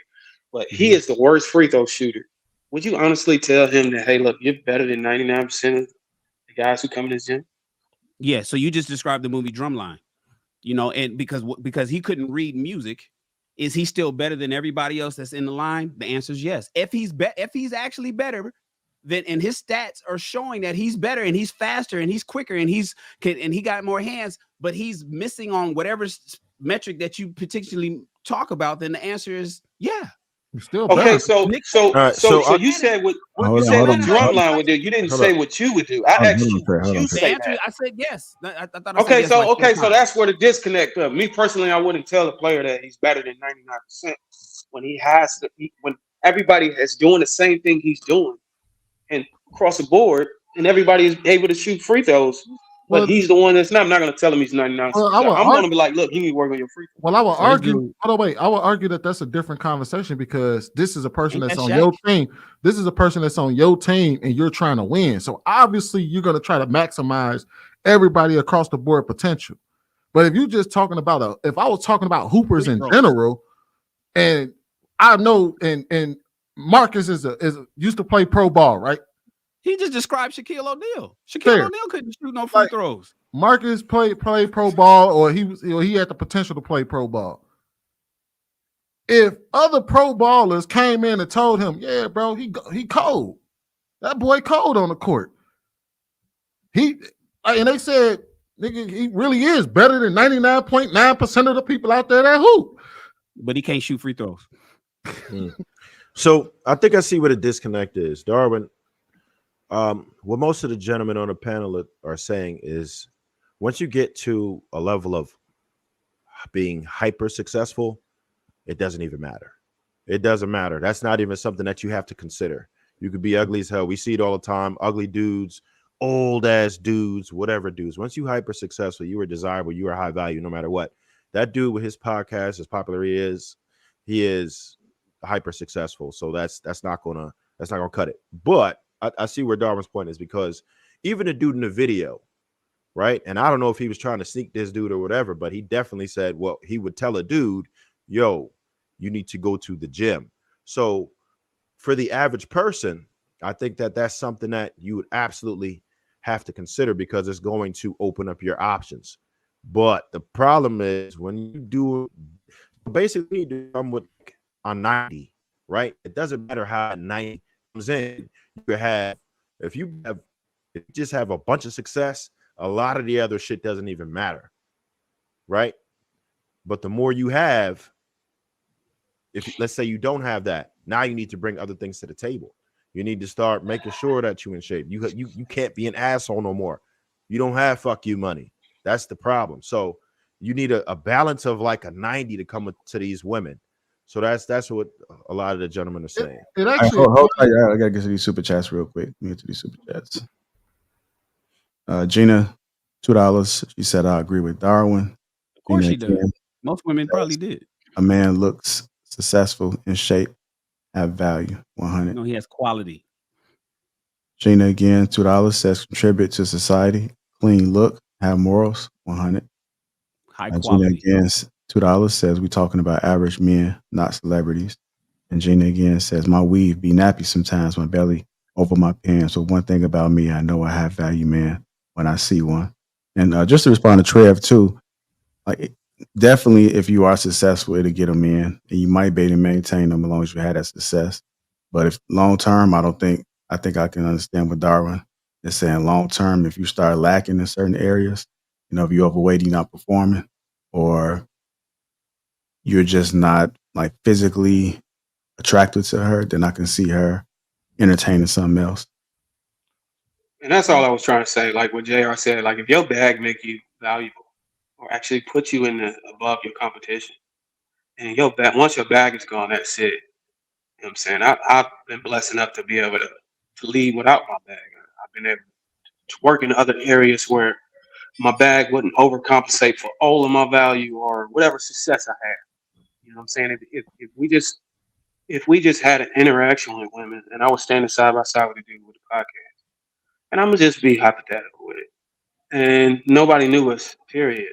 They would gravitate to one that they would feel is most attractive. Then once they hear about the backgrounds and all that stuff, then they start taking that into consideration. But the problem with what you're saying is But that if we were the problem what you're doing is that you're assuming that both of y'all just gonna walk into a room and not say shit. Yes. Yeah, but wait, absolutely. I'm assuming that he's not gonna walk in the room and say, "Hey, look, I'm a podcaster with a million views and I got $1 million." Exactly. Hold on, wait. But that's exactly what a man with bread is gonna do. We use what we got to get what we want. He won't even have to say it, Sweeney. Everybody else in the room will say it for him. Or that. But the thing is, like, you're assuming that you and this guy gonna walk into a room and y'all just gonna sit on the shelf and just wait for people to come and pick y'all off the shelf. No, what you're gonna go up in the room and do is you're gonna sell yourself. You may sell yourself on the fact that you 6'4", you can talk to women, and you in shape because that's what you're using. He gonna sell himself. He gonna sell himself. He's just being controversial. No. I'm just listening to Sweeney. He's making my point. He gonna sell himself by saying, "I have 250,000 subscribers on YouTube. I got this podcast going on. I'm doing this in my life. I got this going on, or whatever." He's not gonna go in a room and be like, "Hey, look at me. I got a 200." But he is gonna. That's what he's gonna talk about to sell himself.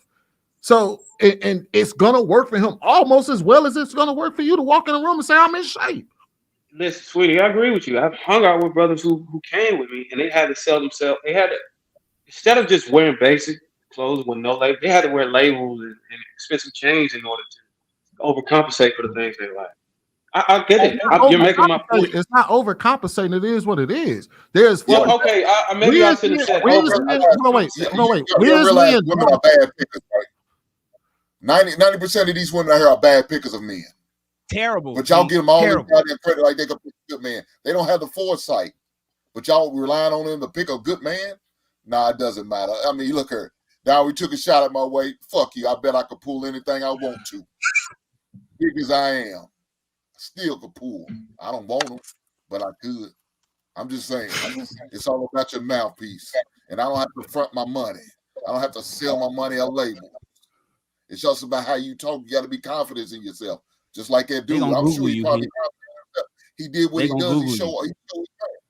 You said what? They're gonna Google Darwin too. They're gonna Google all y'all. They're gonna look you up. They're gonna Google you and find. They're gonna say they're gonna type in Darwin McPherson in Google and see what pop up. But like they're gonna type in Kenny P. They're gonna type in Trev Smooth Net Worth and hit return. Like the thing is that we sitting over here assuming that like this is what we do. Like how much is the every man? What's his net weight? They ain't gonna look up your net weight. They gonna look up your net worth.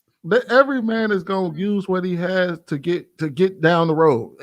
And the thing is that I look at it like this. There's a reason why when you look at most like male improvement or like pickup artists and shit like that, they're trying to teach the dudes to lose weight and to gain a mouthpiece. Why? Because it's very hard to get them to gain the money. There's a very like you can say go out there and make more money, but you can't work that in with a lot of people because that requires a lot more investment up front. But you can always tell them, hey, look, if you lose a little weight, talk a little bit shit, you can probably pull a little bit better. You change your haircut, you do this. But the reality that we all know is, hey, money is the great equalizer. And it always has been. I don't care if I get enough money, who said it? Fuck you money. Because the reality is, while we may talk about Faith Evans and how she cheated on Biggie could still replace Faith Evans. Any day of the week.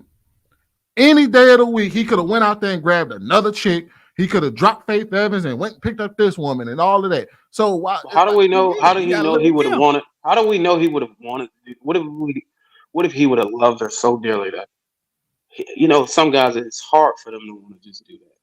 They put a lot of time and investment in this woman. Well, the reason this why woman cheated. And even though this man has, on the conversation, you think Biggie went out? That's why Faith went out and did what she did, right? Right, because Biggie was doing what he was doing. I'm just saying. It ain't even got to be Biggie. Just anybody who gets a woman. Period, man. Like I get it. You can go and get another one. Like attractive man. I can go and get another woman to make my wife. Attractive man. But I'm gonna be honest with you, brother. I'm gonna be honest with you. I don't want to have to go and do that. That's all I'm saying. But you're assuming that it's hard for Biggie to pull women. I just use myself to confirm that I'm not assuming that. But that's what I'm saying. No, he didn't say that, Sweeney. He's basically saying, what if he was in love with her though? He didn't want to go get other women. Well, He's saying that he could, but what if he didn't want to? But I'm just I gotta get some more of this track, y'all. Let's shift it. Do you feel like most women have more to offer than just looks? No, I don't. Why not?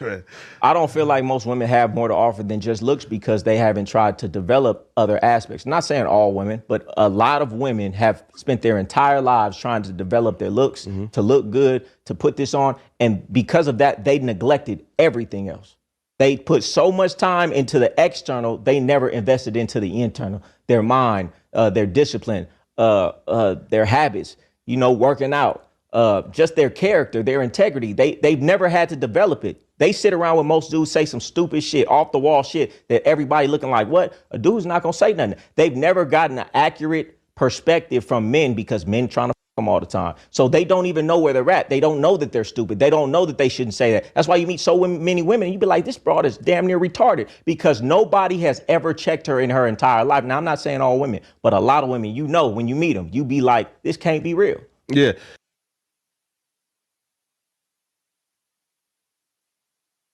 There's one thing he was off about that, JR.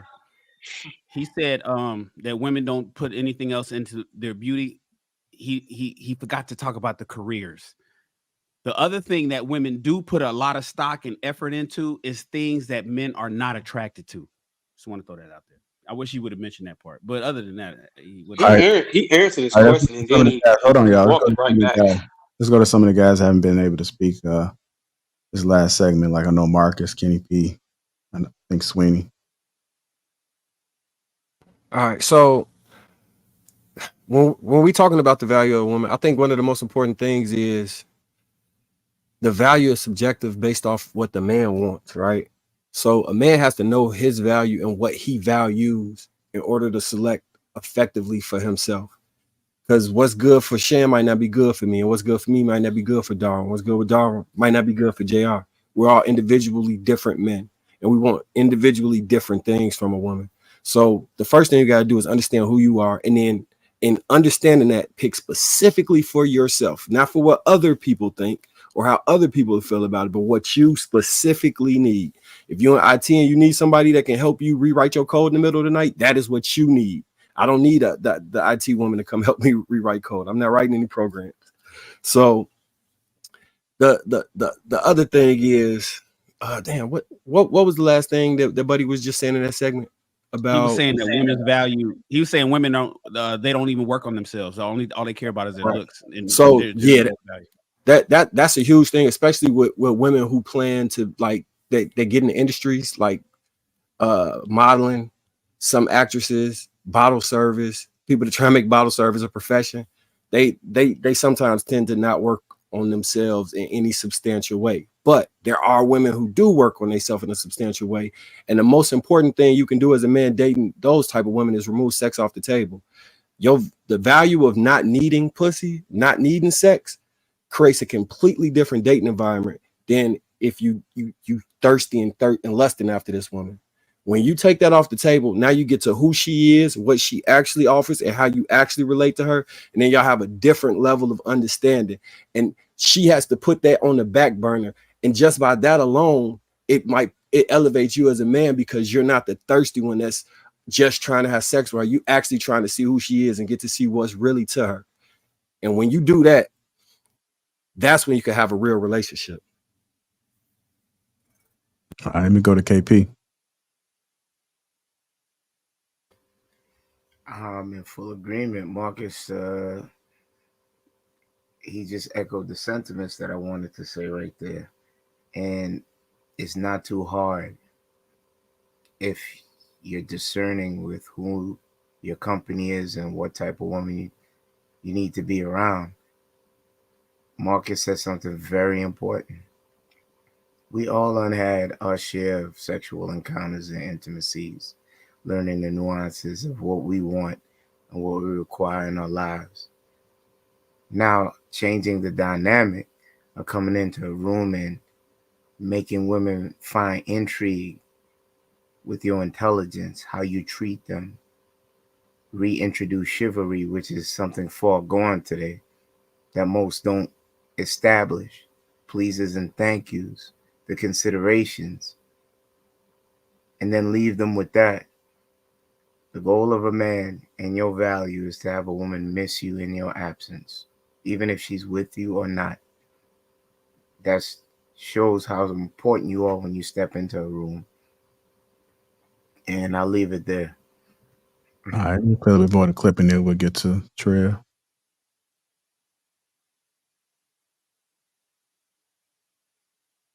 She's inquisitive. She can cook. Nah. She can clean. Nah, it don't work like that. Yeah. Women try me too. Women. That's what in a woman's nature to try and test their man. They looking for somebody strong. They want to see are you who you say you are, and that's why they always gonna give a little pushback. It's always gonna be a little problem because she got to check again. Let me see if this nigga is still the nigga who he told me he was. Right? So no, bros tried me too. I'm just not going for it. Yeah. And let me tell you this: they trying you, and if you wasn't going for it, they would bow down the same way. Because it's all a game. It's all a psychological game. Who can I make believe is more valuable? Yeah. And if you go for her game and make her more valuable, she gonna go for it. But if you stand on your pivot and know who you are and know your value, guess what? She's going to treat you that way. And guess what? If she doesn't, guess what? If you stand on your pivot like that, you're only going to accept the one that does. And guess what? You'll find one. But if you never stand on your value like that, you'll never even give the woman a chance to treat you like that. She might think you valuable, but if you going around treating her like she more valuable than you, guess what? You didn't even get a chance for her to treat you like that. Now she feeling like she, that's why I stop it from the gate. I got to let a woman know we not going to get confused about who got more value here. Yeah. You know what I'm saying? So purse first, ass last, man. Purse first, ass last. That's a term, in the game. Yeah.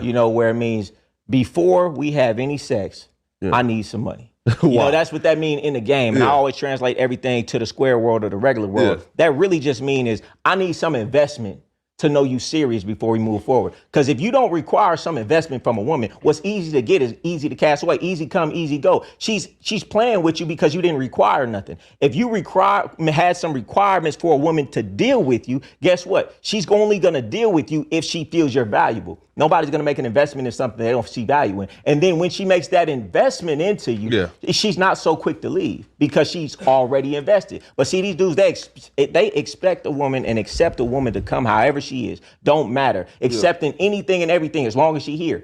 We got to start having requirements as men like women have. You can't just be here. Dudes say, okay, she can be here as long as she's not cheating, as long as she cooks sometimes, she good. No, that ain't enough for me. And I'm trying to tell dudes, have some requirements. You can't just be here and not make things worse. You have to be here and be making things better for sure. Otherwise, you don't need to be here. And what type of investment should a man I guess require first before a bitch or just taking it serious? Just taking it serious. I mean, even taking a woman out to eat. Listen, this is my thing. Okay. You ain't got to go as extreme as this. But if you're going to go on a date with a woman, how many times does a man take a woman on a date and he don't get no pussy, he don't get no action, she don't call him back later? Why? Because she didn't have to make no investment. She got a free meal. Well, now if you told a woman, hey, listen, if you want to go out, you want to go on this date, you want to get to know me, hey, you pay for the meal or you pay for the drinks. Why? Let's see how many women will actually take you up on that. But guess what? It may not be as many, but the ones that do it, are serious about you and it's going somewhere and she's not wasting your time. It's like a down payment. Nah.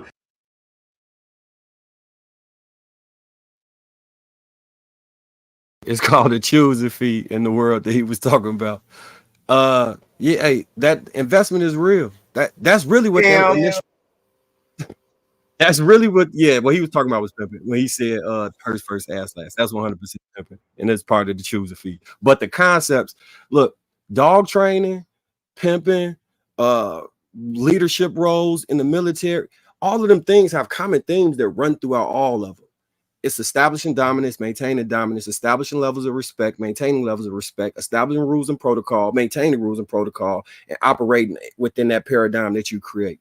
All those things do the exact same thing. And the people who are effective at them do it across the board. Across the board. You can take any one of those people and explain the situation. And if they're good at this, they'll be good at that and good at this and good at that. Because it's a universal transferable skill. It's a transferable skill all the way across the board. When people invest in you, even if it's a bad investment, once they've invested, they'll continue investing. It's called a sunken cost fallacy because people tend to believe that they'll get something back if they just put more into it. I know I've put money in the cars and I couldn't pull out because I already started putting in. I've created, businesses that probably I should have turned other, but I already started and it was hard for me to cut the loss. I've made investments on stocks and I'm just like, just another few bips. And then I can, but I'm there because that sunken cost fallacy, it keep pulling you and pulling you and pulling you. It's something in human nature down to the psychology of how we do that. We just don't walk away from things we invest in. So he's 100% right. When you get somebody to invest in you, that investment is not just for you, it's for them. It's for you too, in order so you can reciprocate that energy. Now people are earning your time. They earning your presence. Your presence has to become valuable. If you don't value your presence, nobody else can. So you don't just give it away for free without any investment from anybody else. You require that. Hey, I'm giving of you, you give of me. We reciprocate it in a mutual beneficial relationship. But if you don't think you have any value, you can't even approach anything in a conversation with that type of leverage, because you don't think you have any chips to play with, which is the importance of trying to build the man up so he understand that, hey, you got some leverage to actually have a conversation for real, as opposed to coming through just begging. The last thing you want to be is a begging man. It's weak. It's very weak. And women will take advantage of you and other people will take advantage of you because they see that you don't value yourself, and nobody's going to value you more than you value yourself. I told y'all he was our resident pimp. That's that pimp talk. I love it. So is that how all y'all would do with women? Make them pay for dates and shit to confirm that they got some skin in the game? Yeah, I think it's important. I think it's. I didn't hear. You want to ask it again, darling? Is that how y'all would move in order to confirm that the woman that you're dealing with has some skin in the game? Make her pay for dates and drinks. Not necessarily that way. So I had my own thing that I would do, right? After a while, once I really started understanding what was going on, I made sure to only date women that were really into me, and I would make them do things immediately, right? Like, so first date, I'll have a chick feed me my wings or something like that. I'd be like, go wash your hands, you about to feed me, and see how down they really are, right? Just to make sure, like, okay, she with the shits. All right, bet. Off rip. And that's how I'm coming, because listen, when you don't care, you just start doing anything. Once we you got feel two like pimps. I thought we only had one pimp. I don't care. That used to be my thing, man. But I'll have them cook for me, like right on rip. I'll make sure to ask them to do something right away. I'm not against giving, but I'm a damn sure make you doing something immediately, and it might catch off guard. But guess what? If they really like you, they gonna do it. And if they don't, then that's not my type chick. She ain't about to be with me then. That's just how you have to feel about yourself. You got to understand. Listen, look, I know what I am. I know who I am. I know what my job is. I understand the assignment, but do you? And you have to require a woman. And that's one of the biggest mistakes that men make, is they don't ever make a woman invest. If she ain't invest, then she got nothing to lose. You have to make her invest. You have to make her invest her time, right? Some of her efforts. She got to work for you, man. I need to know what type of female that I'm getting into. Are you going to be able to help me do some things that I can't do? Are you willing to do those things that I need you to do? So you have to demand it. And if you're scared to do that, then guess what? Just like Marcus said, they're going to take advantage of you, because they don't be scared to ask for nothing. Real quick, before you hit this, I just wanted to make this point because I skipped over without it being extremely drilled in. The importance of picking who likes you assures that can occur. The importance of picking who likes you makes sure that can occur. The importance of picking who likes you makes that possible. I got it one more time. The woman that likes you will do those things. So y'all say the woman that like you, are y'all actually accounting for representative being represented? Say it again. When you say the woman that likes you, are y'all accounting for the fact that this woman could be on the facade? She could be having her best foot forward, making it seem like she really like you. Yeah, but she's not gonna do those things that they listed. Like the dude on the video makes women like dinner, but they're not gonna do the effort. See, it's one thing to talk about I like you and I'm interested in you and I'm doing. If they're doing lazy efforts, lazy shit like texting you and calling you and that's it, that ain't it. But when you got a woman that's feeding you grapes like Trev, when you got a woman that's investing in you time and effort. Remember, I say the number one reason for divorce is not irreconcilable differences, it's lack of effort. If you got a woman that's giving effort in you, Darwin, getting effort in you, JR, any that's doing things that is benefit to you and not her. She doesn't benefit from the things that she's doing for you. Only you benefit from that. Then yeah, you can kind of get past that representative that a lot of women have. Listen, I mean, I was the president of the simp club. I hope I was the last class of simps. And what these brothers are describing is the complete opposite of a simp. If it's on a scale and a simp is a 1, what they're describing is a 10. And that's where we need to get men at. Know who you are and require something from her. And if you do that, you may not get as many women as you used to, but you'll get the ones that actually matter. All right, I'm gonna go ahead and play this video. But yeah, like if she rubbing your head for over an hour while you laying there, she's invested in you.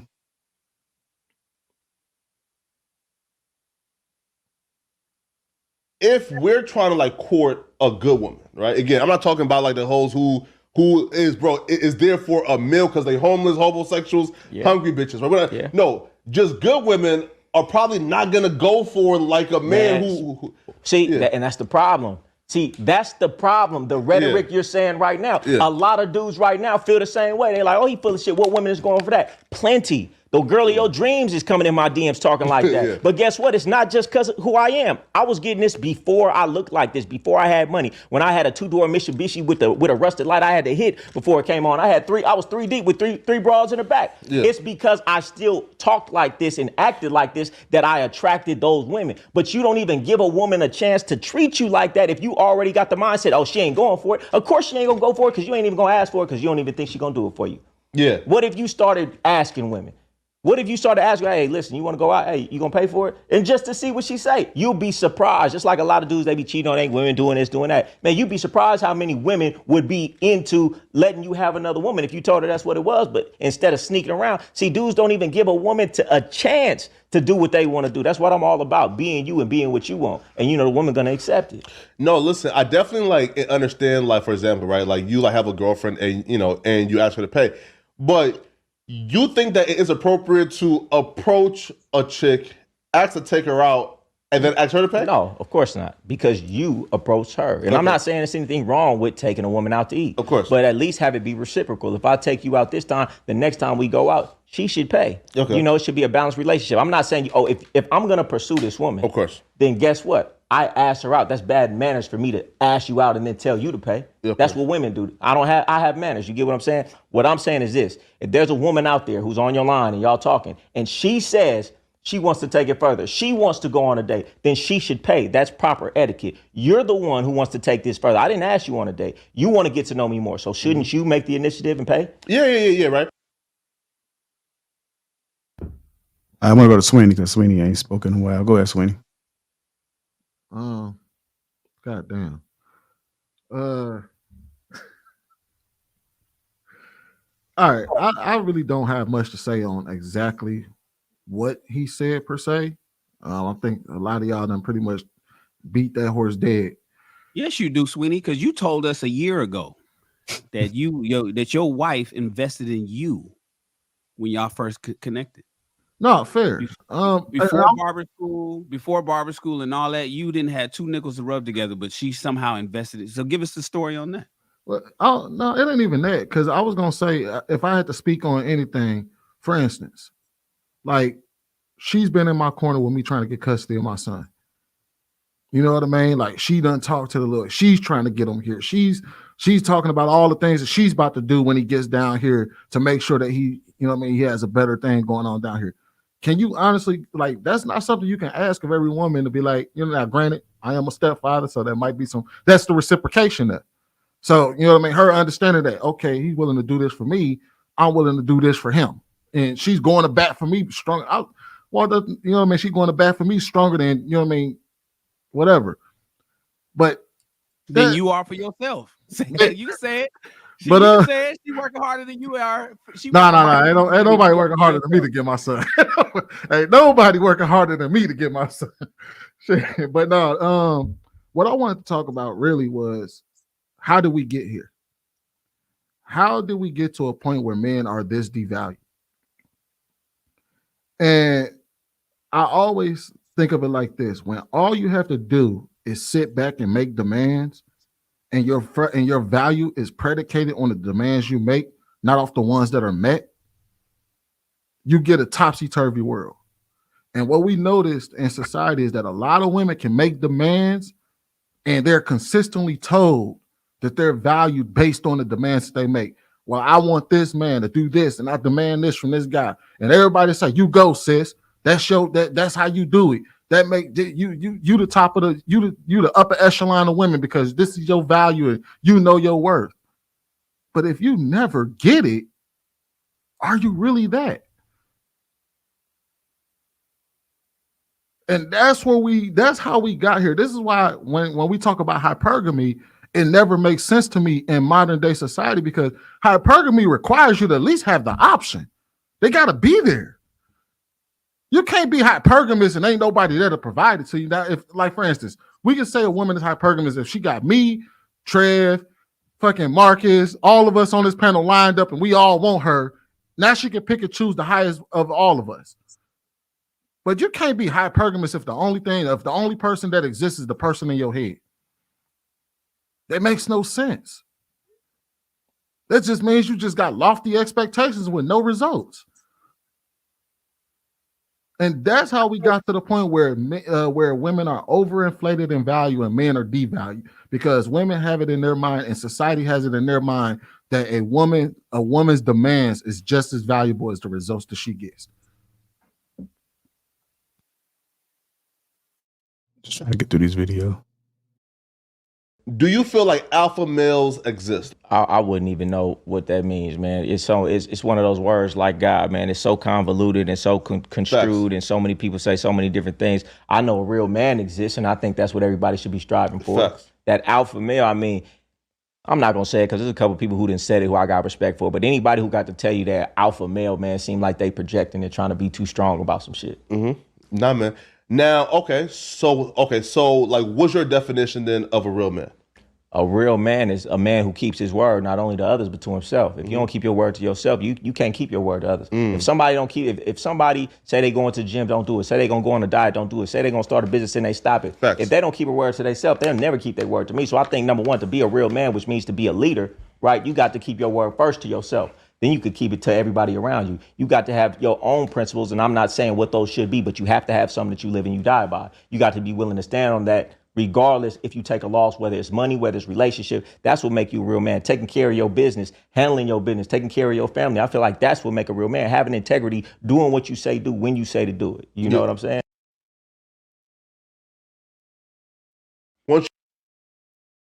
All right. Hank, you want to add to it? Maybe spoken a little bit. Nah, Yeah, I already know. really got too much. Almost your bedtime. I know. Maybe because it's like what is it that we all know that you got to be a man of your word. You got to, like, we know what makes a man. So it's like I don't know who we preaching to. I think we might be preaching to the choir. You know.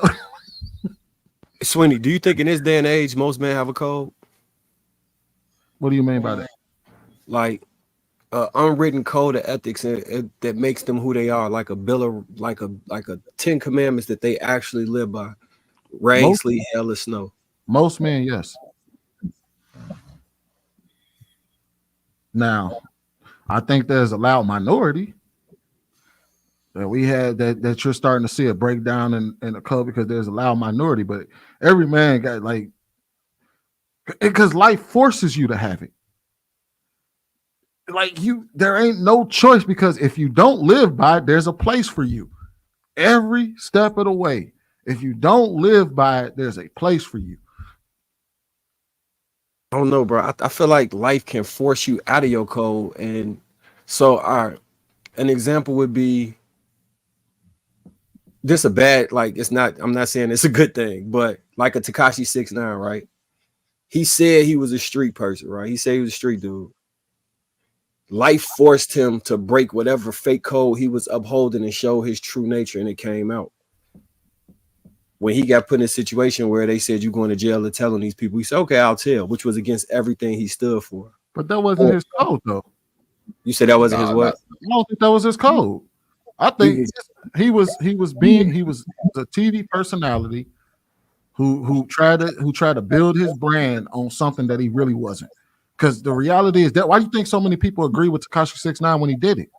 Because most people understand, nigga, if you do something to me, if this is what we going through and I don't fuck with you like that, or you harm me in some kind of way, nigga, it's gonna be you before it's me. He wasn't a gang member. He wasn't a gang member. He was getting protected, and he was food for 8 trade gangsters up here. Oh, I agree. I'm saying men profess they have a code in this day and age, but genuinely, like, men profess that they have a code. Do you genuinely believe that is the code that they live by?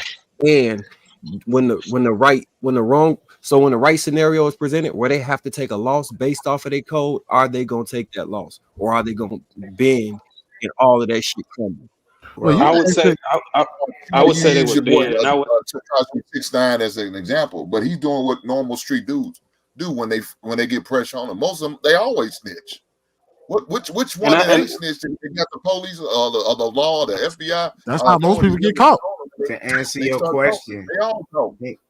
Hank, to answer your question, Shotty didn't fold. He stood in front of the judge, the guy that was pretty much the main shooter, the one who was eating. He took his time. He said, and it's documented on video, I don't bend, I don't fold. And he took his time. Shotty said, I don't bend, I don't fold. It's Treyway. It's Treyway. And hold on, let me just stamp this point even harder. It's messed up, but he was actually supposedly sleeping with Tekashi woman. Do you think that she believed his code was actually who he was and respected him more than she did her own man? No, I think so. No, I think that he was some regular cornball ass dude who wanted to play gangster. I'm talking about Tekashi with money.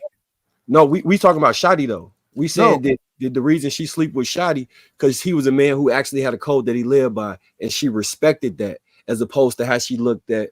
Is she still with him? Is she still with him? She was smashing the whole. She was smashing the game. Exactly. It wasn't about Shotty.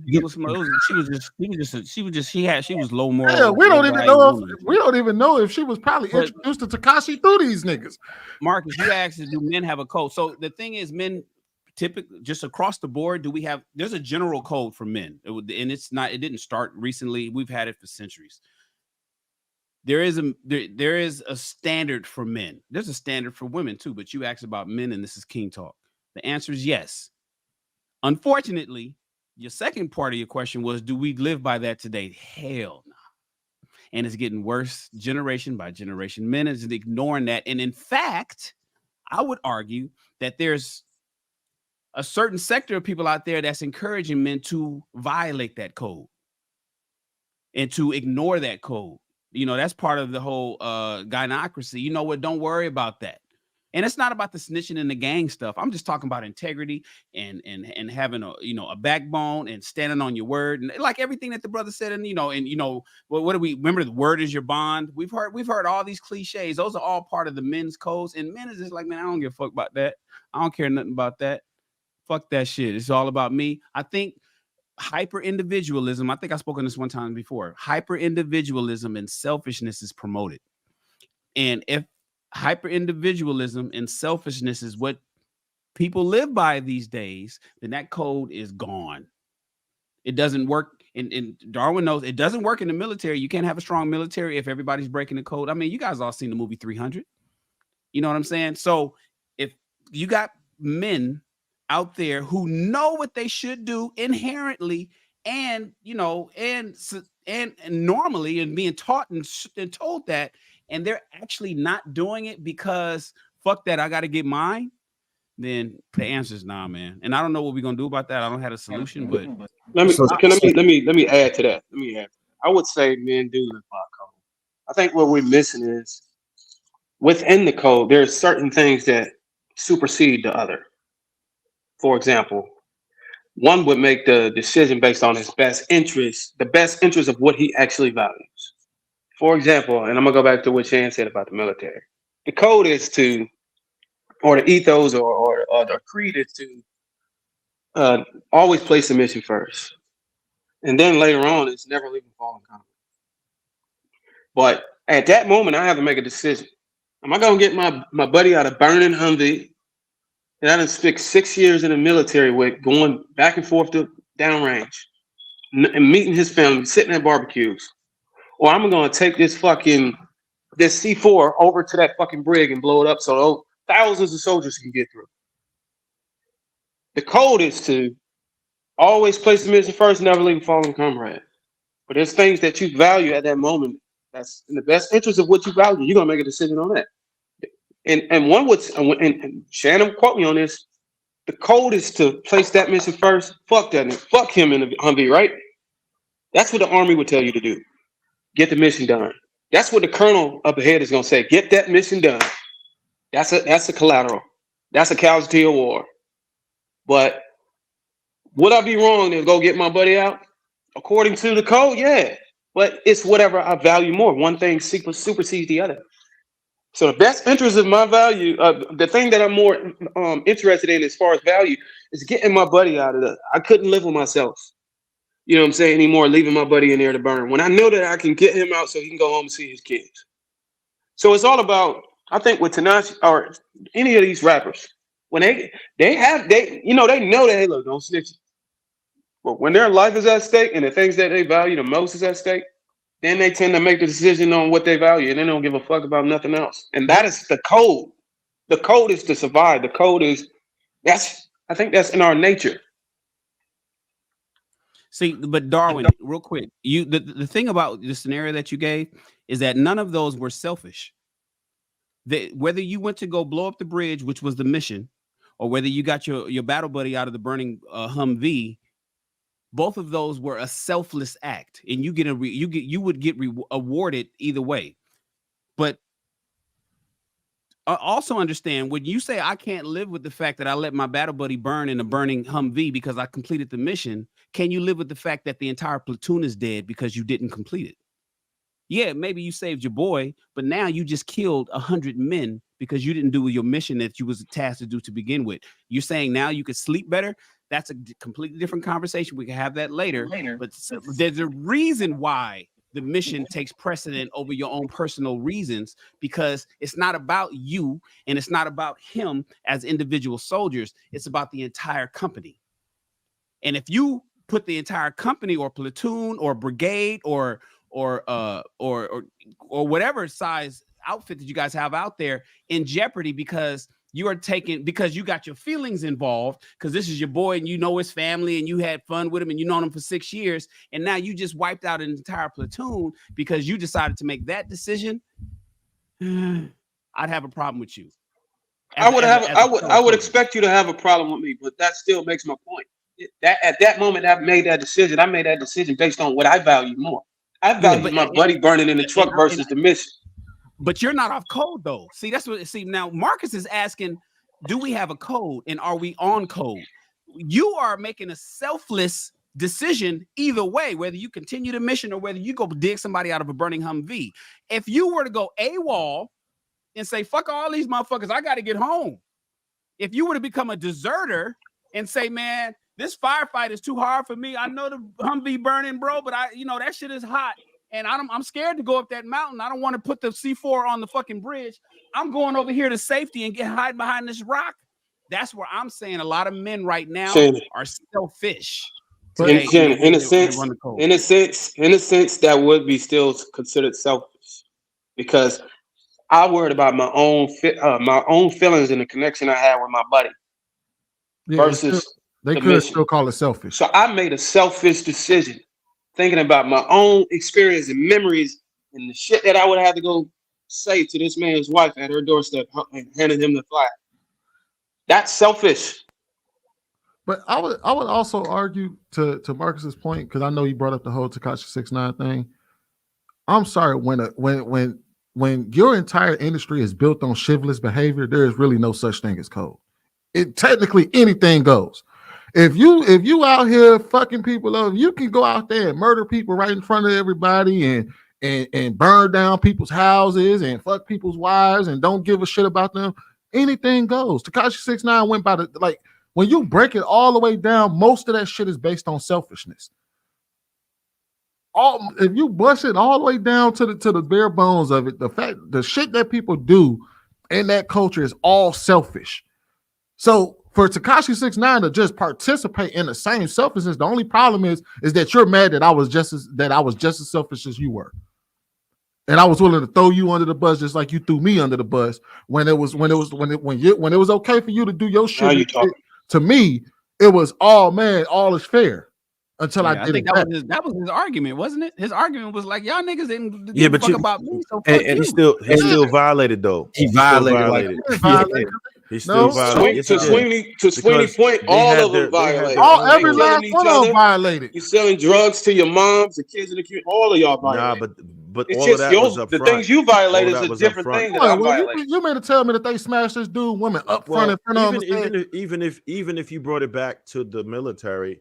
If you brought it down to the bare bones there, then there's people who would say you violated, right? Because a lot of people are not in agreement with our interest anyway, right? And we already know how a lot of these wars happen and stuff with the special interests. And I don't have to tell y'all about that. And you probably didn't agree with some of it, whether you would be willing to say or not. I don't think you agree with every single mission that you had to do, right? But you stayed on code with the people you made agreements with. When you make an agreement with somebody, then you violate it. They had a pact that this is how we operate, regardless of how outsiders view it. Within that squad, this is what we agreed to. We agreed to have this lifestyle, whether it be nefarious or not. Within that nefarious lifestyle, there was a code that he violated. And if you in the streets, then you have to understand that code. There is a street code. The mobsters understood it, right? And if they didn't, their whole family was hit up. But Trev, you're not allowed to violate, and you punish for this thing's undocumented. That I will violate for. That's Trev. The part that you're missing is that they violated him. It ain't just that they violated. They kept it in the street though. They didn't the only thing they could have done was bring the police in to violate. No, it doesn't matter if you violate. When your actions violate another person, and they say, okay, that makes it all fair and love in war. You can violate, I can violate. And I'm gonna tell you, here's the true value. Here's the true value in what violation means. He who has the power to enforce the violation is the person that sets the standard. In the military, the only reason why they can determine what is value, because if the entire military rose up and said, "Nigga, we're not going over there to shoot at them people over your selfish desires," and the military can't enforce how they feel, enforce what they want you to do, then whatever code that they came up with doesn't fucking matter. Just like in this situation with Tekashi 6ix9ine, can't none of them motherfuckers enforce on Tekashi to uphold that code. All they can do is here's the problem that I have with that, right? He would have never reached the level of success. He had no access to that. He needed that cosign. He needed that backing. He would have had nothing. If you ain't see all them flags in his first video or in all the videos to follow, he was running off that. That's what pretty much got him out here. That whole super gangster persona is what enabled him to do everything that he was able to do and be in the streets and talking a whole bunch of smack to other rappers and going to hoods and all that. He couldn't do that without that backing, and he never would have been as polarizing. He would have had to find a whole new angle, which likely wouldn't have been successful. He used that. That's why people paid attention to him. So, and he made this agreement with them. If he wasn't going to abide by that, then he should have just never got into the streets. Yeah, but they didn't give him that opportunity, Trev. They didn't give him that chance because when they start fucking your wife or you fucking your baby moms, like if they would have said, hey, you know what? We're going to give you this protection and we're going to make you a big rap star, but we're going to fuck your woman on the way up. Just want to let you know that that's how we operate over here in our gang. In our gang, we fuck your woman. Now you can't fuck ours, and we're gonna take a little bit of your money, and we might kidnap you every once in a while, but you're gonna be a superstar. Give him that opportunity. If you didn't give me that opportunity, then you can't talk about. And this is what Sweeney is saying. Don't tell me that all of a sudden the rules start at the feds. When do the rules begin? Do they begin at the federal level after we all got caught? That's exactly where they begin. Because or in my bedroom with my wife get handled in the street. No, Things get handled in the street. In the street. You don't get to go in the courtroom and do that. That's the thing about being a gangster. No, you can't. He's no That is gangster. not a gangster. He ain't no gangster. That's the problem, is that we looking at a person that's not actually a gangster and trying. Are you familiar with how you different ways that you could become a gangster? You know that there's a bunch of honorary gangsters. I am very familiar with it. And who bought in? He was banging that. If he says he is, they say he is too. He is a gangster. And they never disowned him. They never said he wasn't in it. He was part of it. But the thing, that's what he banged. He's running around with the flags. He's screaming Treyway. What you're not understanding is it doesn't matter because he doesn't value the same shit they do. I don't care if you can make me an honorary gangster. Y'all can make me an honorary member of King Talk, and we can all have this code that we live by. But the reality comes down to, we are all still individual men on this panel. And if you violate me, don't sit here and turn around and say, hey, I know I violated you. I know I did some fucked up ass shit to you, my dude. But man, I draw the line when you violated me, bro. All right, So I'm gonna play this last clip, y'all. Let me get this Please last. don't. I know I fucked your wife, but please don't send me to jail. You're going to jail, buddy. All right, here we go.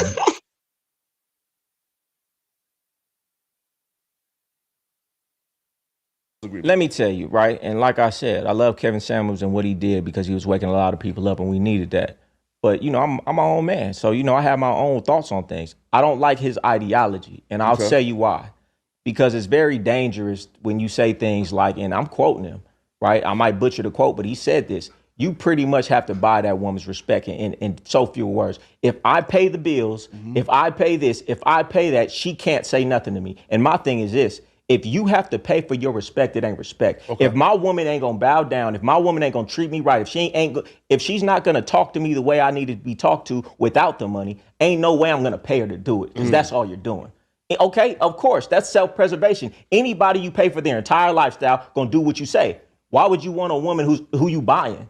I want a woman who fuck with me for me. And then if she fuck with me for me, respect me, do whatever I ask her to do because she likes me for me and the man that I am, then okay, then I'll do things for her. But I'm not out here trying to buy no woman's respect because it ain't really respect. As soon as you ain't got that money no more, she ain't respecting you no more because she only respected the money. It's like dudes who meet a woman and they taking them on trips and they going out to eat and they doing this and they doing that, not ever realizing that woman don't really like you. She likes the lifestyle. And as soon as the lifestyle is gone, she gets to saying, oh, I'm unhappy. She don't even realize that she don't like you. It was the lifestyle that she liked. But you introduced that so fast, you didn't even give her a chance to like you. So now you ruined the situation for her even liking you. And that's all I'm saying is like when it comes to Kevin Samuels, I like everything he's talking about. He's talking about personal development. Get on top of your shit. But I cannot agree with a man talking about you have to be all of this to have a woman in pocket. I had women in pocket when I had nothing. But from his perspective and most of these dudes' perspective, they never had women before they was famous. They never had women before they had money. I had women before I was who I was before I had money. So I understand you could have a woman in pocket while you living with her and it's her. You say, oh, don't move in with a woman. When you the man who you're supposed to be dealing with, the woman who you're supposed to be dealing with, you could live with a woman who's paying all the bills and still have the utmost respect like it's your house. But just because you can't do it don't mean it's not possible. You're not me. You're not the type of man who demands and commands that respect. Of course, man. So I'm just not into paying for my respect. I don't. If a woman don't respect me because I ain't got no money, then what type of woman is that? You get what I'm saying? Because I'm not. I haven't always had money. My character, my manhood, who I am as a person, to me is more valuable than that. And when you teach your woman to value money like that, it's always a bigger baller and somebody with a bigger bag. So you really saying she going to the highest bidder. If all she respect you for is money, then why is she not gonna go to the next dude who got more money? Yeah, man. Sure thing, man. Damn, JR, you played some shit we just already talked about. You can teach a coward in how to fight, but he's still a coward, right? You feel me, right? Nah, I don't believe so. In mine. I don't believe so. Because if you teaching a coward, well, define what you think a coward is. somebody's scary, right? Yes. Okay, so Scary listen, motherfucker. so if you're scary and you're a coward, and I teach you to fight, and I put you in a couple fights, every single day you're combating that. You're going up against your deficiency, and in turn you will build that into turn it around. So if you end up fighting more times, that cowardice in you is going to get less and less and less. So I feel like you can't change. If you're a lazy motherfucker, there's plenty of people who lost 200 pounds and kept it off the rest of their life. Their habits change. Okay, yeah, you may be lazy today, but if you go to the gym for 60, 90 days, that's a new habit. You're rewiring your neurons in your brain. You're rewiring yourself. And after those 90 days, it becomes a habit and you're just going to keep doing it. Now you're a new person. See, you can't get locked into that. And it's a lot of literature on this about, brain plasticity. So you over here spewing blasphemy right now. No, that's not true. Anybody could change. Listen, I like to tell everybody, it's never too late to be everything that you could have been. I don't care if you've been an ain't shit your whole life. Today you can change, and I see it all the time. You just have to cut the vices and start building the proper habits. And in due time, those habits take hold, and then you're gonna be that new person. Yeah, it's gonna be hard, but you can do it. Don't be telling these people you can't teach all new tricks, man. I like to give people hope.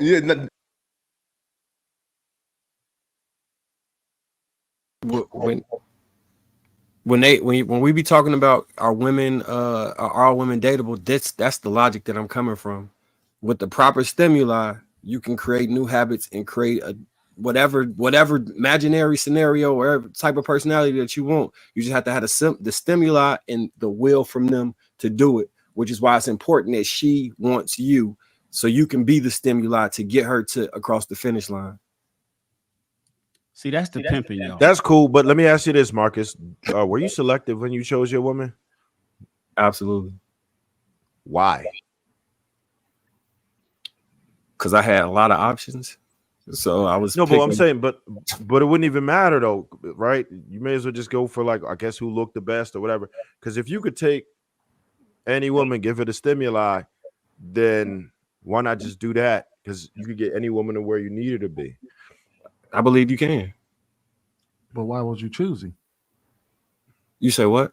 Then why would I choose her? No, why were you choosing? You said you were extremely selective. Why were you extremely selective? So it's ease of the process. Like I said this before. I don't know if y'all remember me talking about this, but I was saying I could potentially get a real work in progress to the point that I need her to be, but I don't have to because I had a different amount of options. If I didn't have the options, then I would have selected what was best from those and then got her to point B. So basically, with all the other ones, the juice wasn't worth the squeeze. For what I was looking for specifically, I got a real. Just answer the question straight up, man. Like the juice wasn't worth the squeeze. For me, they weren't what I was looking for. The juice wasn't worth the squeeze. I can't say that. So Sweeney, the reason I'm struggling with this is because it is worth the squeeze if I don't have another orange. What I'm saying is, if you got all the oranges and it's a real plump, juicy orange that you want right here, and I get to pick an orange, I'm gonna pick the juicy one. If I don't have any other oranges, I'm gonna pick whatever orange is there, and then it'll be worth the squeeze. So if somebody told you, if you got with a woman and you knew, if you got with a woman and you knew it would take 50 years, it's not gonna take 50 years. No, I'm just saying, and you knew it was gonna take you 50 years, because you said eventually you could get a woman to do whatever you need her to do, whether that's 5 minutes or 50 years. And you knew that this woman, you was walking up down the street and you walked past this woman, and on her forehead it said 50 years for me to be submissive. For me to do whatever you want me to do, it's gonna cost you 50 years of effort and grinding and pain and love, and you're gonna sit there and be like, yeah, I'll bite. Is that the only woman I can get? Yes. Then yeah, I guess so. Shit. I'd rather have a woman than no woman. I can't believe it, Jesus. I don't know what y'all like. Look, I'll be working on getting her together and trying to cut that 50 years down. Fuck that. No, you can't cut the 50 years. It's 50 years. How long am I gonna live? Ain't no digging into it. How long am I gonna live for? 60. 65, 70. 65. That means you get 15 years of bliss for 50 years of hell. And what's my life like without her? Without a woman? You okay. You still So, get to do so work, my you get choices to are enjoy life. 50, 50 years of hell and 15 years of bliss, or just okay and no bliss and no hell. I mean, you live a normal life. Ain't nobody. I'm not gonna sit here and assume that it's gonna be the most grand juror, but you live a normal life. Can I get other women? You just said she the only woman. Yeah, no, I'm gonna have to go ahead and take my 50 piece then. So let me understand what dude was saying. I'm not gay. I'm gonna get me a woman, bro. I'm not about to be. Nah, if I can't get no other women, that's the only woman I can get. I'm gonna get me a woman. Fuck that. Hold on, wait. I'll give you. Hold on, wait. I'll give you an out. I will give you an out. Here's your out. You get to beat your dick to the baddest chicks on the planet. You get to watch porn and beat your dick every single day to the baddest chicks on the planet. But you ain't but I get 15 years of bliss, like the type of bliss, like the life I got right now. I get 15 years of that at your old age. You're 65. Do my dick still work? Wait, do my dick still work? Not better than it does today. Yeah, I'll take it. I'll take 50 years, man. I'll take the 50 years. I'll take it. All right, go ahead, Dara. No, I was gonna say, was he disagreeing with Kevin Samuels on the fact that it comes with a cost when wanting to get the outcomes you want? I'm just translating it. Maybe he wasn't being more literal with what I'm saying, but I'm thinking Kevin Samuels' approach was that leverage is a thing that men typically use to get the outcomes they want, and oftentimes your finances or your ability to provide resources on a certain level strongly has something to do with that.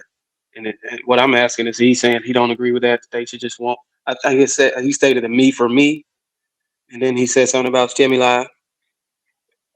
Isn't that similar? Stimuli, whatever your stimuli is, or whatever you use to persuade or influence this woman to be down with you. No, You're just taking a different route versus the financial route. No, his stimuli is himself, which he can always. Yeah, he was talking about mouthpiece.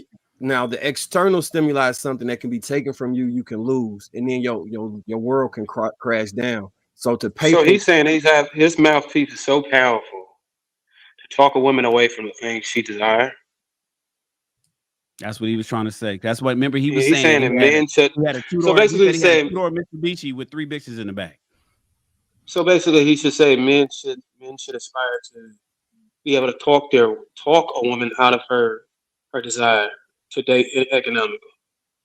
I think I do want to give a little bit of context, because I think before that, or somewhere along the conversation, he said that in his experience. So he was saying a lot of times that he can't relate because his upbringing and his exposure that was women was much different than the average person. Okay, I would say in my experience, a lot of the ways and habits I have is based on my family tradition. Just dates back. It's something that just passed down to me, and I was told this is how you're supposed to operate. So as far as being a man to pay for things or lead with his finances, this is something that was trickled down to me that I embraced. And I've also, did a little research on why did it come to that, or why did my family figure that was the best way to get the outcomes they wanted. And I just kind of went back to, researching the Bible, certain religions and certain history. And typically I discovered that it was typical for the man to come with, show that he was capable of being a provider. I think they had this thing called bride price or some shit like that in Africa or something like that. And I think in Europe they had a thing called a dowry or something like that. These were typical back in the 1600s, how you actually got approval or actually took a wife, So I think it was typical for men to kind of lead with their finances, so to speak. I didn't see any history or any stories about how a man had a sweet talk or the tongue or some shit like that and had these women fall into his knees and want to be married. It was really, oftentimes you would have to get the father's approval. And in some religions and some cultures, the elders would have to have some say on it too. It was a family thing. And a lot of times it was uniting different families that had wealth and just building an empire and stuff like that. So I think that's where it came from. I also think that a hypergamous nature of the woman, I think that's just what you're going to get. A woman is going to want to go for the better guy, and we could try to cheat it or try to discount it because we feel like they should be different. But at the end of the day, that's just who they are. And y'all can agree with me or disagree, but that's what I see out there. We can call it wrong or whatever. I think it's just a norm. I just think it's normal.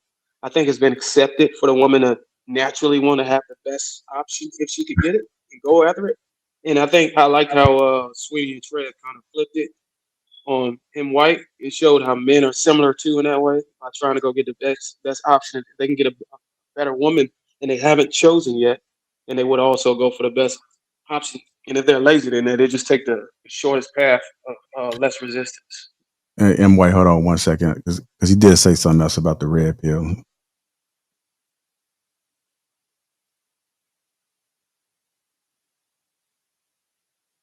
Man, yo, listen, man. So there's so the red pill movement started off great, right? In like 2020. And then after like a couple of years of just niggas wilding out, you feel me? It's now being banned, being banned, being like deplatformed. Even fans are now like turning against the red pill movement. Yeah, man. I'll be honest with you, man. I just jumped on the internet not even really a year ago. Before that, I wasn't really paid into. But I know like the big players in the space. Yeah, like Andrew Tate, Fresh and Fit, Marino. I mean, I think it's because it went from trying to empower men to bashing women. Mm-hmm. And when it gets to a point where you just bashing women over and over again, I mean, it sends the wrong message because a lot of people are watching these things who don't even go outside, and so they're starting to believe that every woman is like this. So it's sending the wrong message to people who haven't even had enough experience with women to even feel that way about women. You get what I'm saying? Yeah. So I feel like, if they just pull back on the bashing women, and putting it in their face all the time, just bashing women and start bringing it back to the man and understanding that, guess what? It's always going to be these type of women. It always has been. And guess what? It's a certain type of man for those women. But when you're a certain type of man, you get a certain type of activity from a woman. Listen, I could have a woman that the next man had. She was disrespectful, out of pocket all the time. She get with me. He tried to tell me everything that she used to do. I say, that's not even the same girl. Why? Because I'm the different man in the situation. When a man is in his rightful position, a woman will naturally be in her rightful position. And a lot of times what they're not saying on these podcasts is these women are treating dudes with lack of respect who don't deserve respect. If you look at these dudes and their day-to-day habits and the things that they doing, sneaking around like a little broad, lying, cheating, not holding their word, not doing what they say they gonna do. They got drug habits. They, damn near junkies. You know what I'm saying? She talk to you like you ain't shit because you ain't shit, but you want her to treat you better than you treat yourself. You get what I'm saying? Cool. I feel like we should take it more. It's not about the women. Women only act the way dudes accept. If we make it about the man, let's get ourselves right. Let's be a high value, whatever that means to you, individual, top tier in every way, beating her in every category. I guarantee you when a woman step to you, she gonna come correct. And that's gonna be the only woman who step to you. Yeah, everything he said has already been said in the red pill. Everything he just said. The downfall of the red pill, see, the red pill was just the truth about women.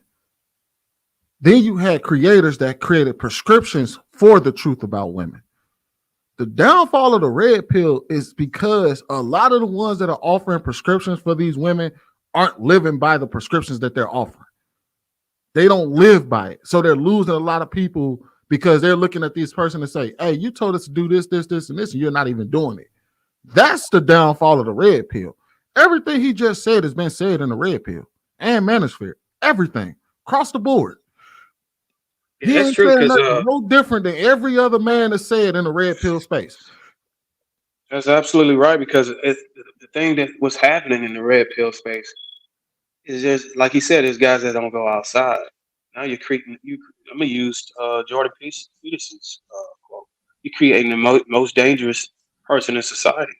The man, a sexless man who can't get a relationship, and he's can't level up financially. He can't get any relationships. These guys are not going outside. With red pill, a lot of red pill is doing the same.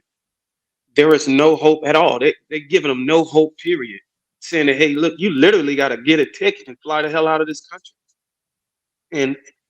And a lot of those guys are sitting in one room and their wife and family sitting out of it. And I'm like, how the fuck can you? And I'm like, I'm not gonna do that. That's why if you look at the last videos I made, man, I did a live stream about this on Monday or day before yesterday. It's 1 a.m. now. I said, there's no way I can tell you that to go get a flight and shit. And there's no, these women are all bad. And when I got a whole wife, you know what I'm saying? I'm 10 years into my marriage and I'm actually helping people, get their shit together. I can't sit here and tell you that. You know what I'm saying? I have to tell you what I'm actually applying in my own life. And to Sweeney's point, there's a lot of guys who sitting in front of the microphone, not living the things they're saying. They're just capitalizing on the market. The market wants to hear the negativity. They want to see women bashed. There's views in that. The algorithm pushes it because people want to click on negativity. It's like, I think they call it edutainment or whatever. And you're not really even being educated. Yeah, you're getting exposed. Seeing the exposure, seeing the travesties of what's out there. But the negative side effect to that is causing men to not even want to deal with it at all. I think they got this thing called men going their own way or some shit like that. They don't even want to deal with it, period. So you got a third of men that's not even having sex and they're looking for some hope. And the guys that's on the microphone saying, no, there ain't no hope. So listen, real quick. The guy in the video, he's departed from my opinions twice in the last two videos. The first one was Kevin Sam. He mischaracterized Kevin Samuel's point on what the brother in the video was describing was tricking. And he's basically saying that Kevin is out there saying you might as well just trick, and that's what women want. And I'm with you, Darwin, on that point up there. Kevin said, don't lead with your money, lead with your wallet. And that's because your wallet contains more than just cash.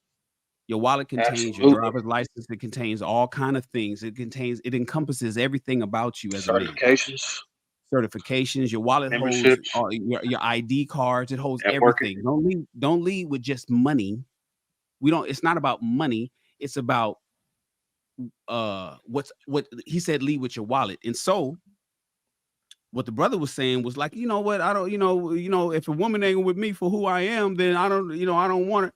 What he's trying to dismiss hundreds of years of natural selection, and that's just not how that goes. It is absolutely okay to be able to show a woman what you're capable of. That is what Kevin was trying to explain.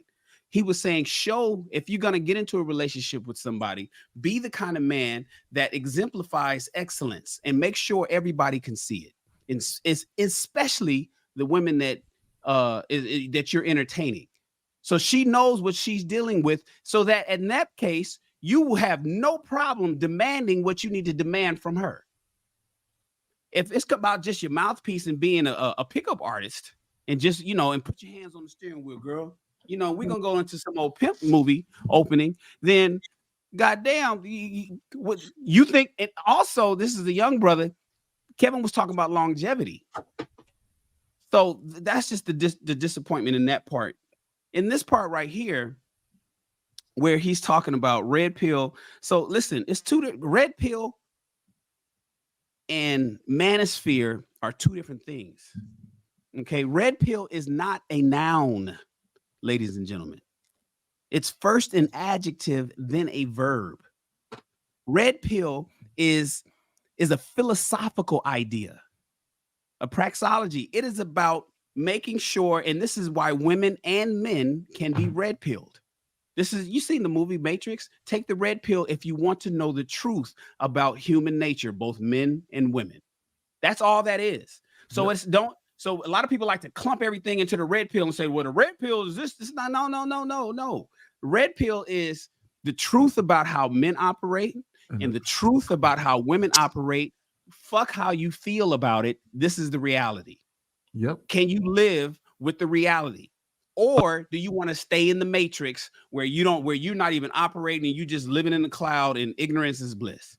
That's what that is. Then you got the manosphere. Now he spoke on men saying, well, it started off with men's help and men was trying to make men better, but then they started turning into bashing. Well, in the manosphere, it's just a big umbrella of a whole bunch of different sects. Yep. You talked about MGTOW, so there's men going their own way, right? Then you have black pill, then you have You got the black manosphere, which is I'm You got associated. passport bros. Yeah, you got the passport bros. You know, Now you they got passport drizzle. Now they got drizzle. bros. Yeah, you know, so men going their own way. I don't identify with that because I love women. I ain't like, Manosphere is just basically a their own space way, for don't have men. nothing to do with it. Then a lot of people what he tried to do was associate incels. Now understand something: an involuntary celibate individual does not aspire to be an involuntary celibate individual. Incels is something that men become and don't want to be if it was up to him.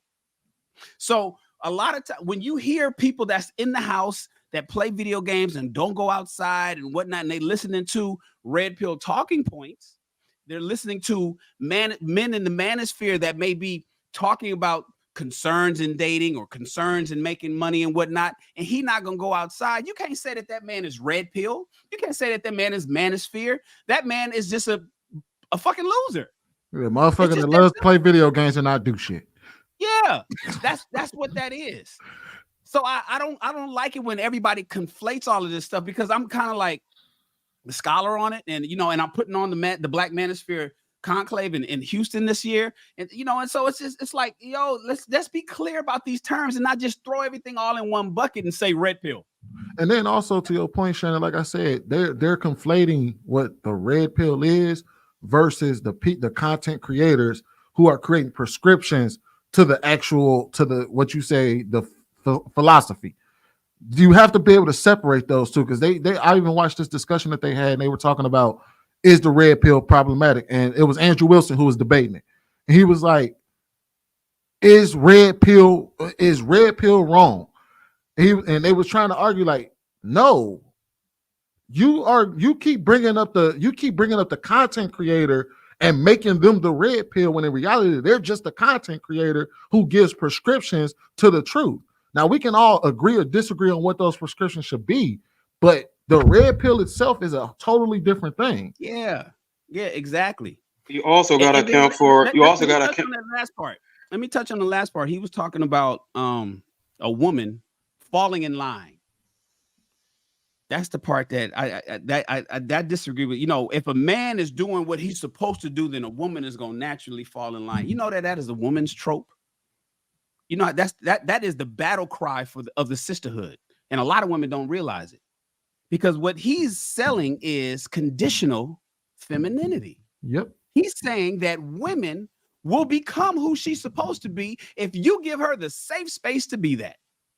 If you are the masculine man and you come into a relationship and you doing what you're supposed to do, she's going to naturally melt and become who she always is. But if you don't have that, then she's going to have to be that masculine person herself and go out there and have to be rough and tough.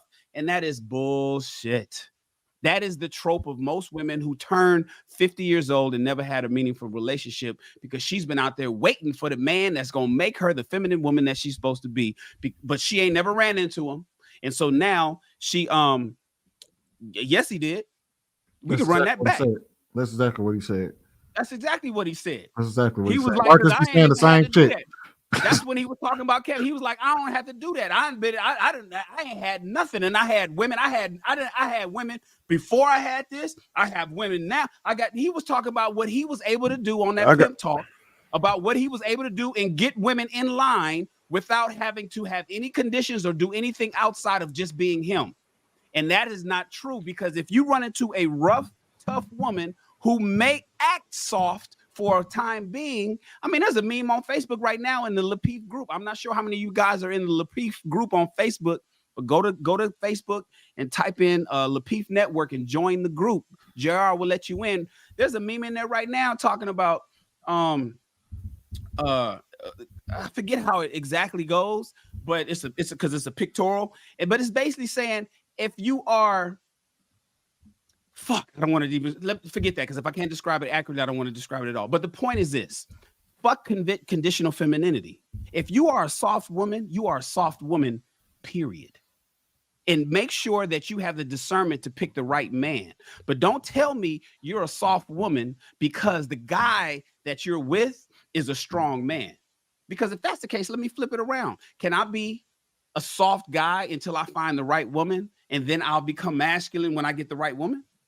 I'm gonna be a feminine guy until I get me a woman that's feminine, so then I can finally become masculine. You know how crazy that shit sounds? That's how it sounds to me, and the other way around. So what if that energy that makes a woman masculine, she's not intentionally trying to be masculine, it's the thing that she has to do in order to survive. That shit to do it with actually makes her masculine. It ain't got shit to do with the man. I don't think so. Yo, go. Yeah, That's what I got. So that's where we disagree, because I believe that depending on what you have to go through in life can very well change the energy you have in your body and how that's why did you go through that? So how do we have a society that makes no, I'm saying she didn't. It may not even be a choice. That's why I stated in my initial premises survival. But what in society? What in society? Hold on, wait. I got a question then. Then what in society makes hard women but soft men? How does a society make a soft man but a hard woman? How does society make a soft man and a hard woman? When you give a person choice to be able to step outside of their their natural state or their natural position. So like when you gave a woman choice to be able to compete on the same level in employment, she has a choice. Her being in her femininity is hold on, let me finish. Her being in her femininity is yielding to a man. But even if the man is fucked up or he's on some shit, she still yield. That's the thing about femininity. But if a woman is able to go and survive on her own, that's why guys fly to other third world countries don't have women that can do that. They tend to have less patience here whenever they can go get their own bag. Why do you always use that as a talking point? I think you're misunderstanding my question. If I always use something as a talking point, that means I'm being consistent on what I believe. Hold on, Bruce. And the conversation comes around. You can call it wrong, but that still answers your question on why. That does not. You use that. You try to plug holes with that thing as for guys having a choice. I will use one of the words that you put out there: a choice. Where in the world they choose to find their women. But because they don't find them in America. For example, I think Shannon can back me on this connotation. I think I can use this, and Shannon can back me on it. I think Mr. Logic. No, stand on your own. Hold on. I'm just listen. I think Mr. Logic made a perfect reference years ago when he was on his panel, and he said that I think was it the people in Afghanistan? There was a faction in there taking over the country and stuff, and they said, in order to make a country or turn it upside down, is you educate the women and you give them power. So to that example, I'm saying I think what the United States did and a lot of countries are doing, once you give a woman power to be able to thrive on her own, I'm not gonna say it's her nature to rebel, but I will say that she would be less submissive and more eager to push back on the things she don't feel comfortable with doing. Bruce, and that would impact her ability to find a person that a mate to get in a relationship, which means she would have to go out and to survive. Would also mean that she would have to be more masculine in order to compete with the men in the market. Bruiser, the job market. You misunderstanding my question. Hold on, wait. Link that with passport brothers. Because you use it as a negative, you always use it as a negative connotation. So link what you just said there, masculine women, and now link why you use passport brothers. Okay, so my thing on passport bros, I would equate that to an NBA player going to the G League to score 100 points. So now you're disrespecting women from other countries, thinking that we have the upper crust here and their lower tier there.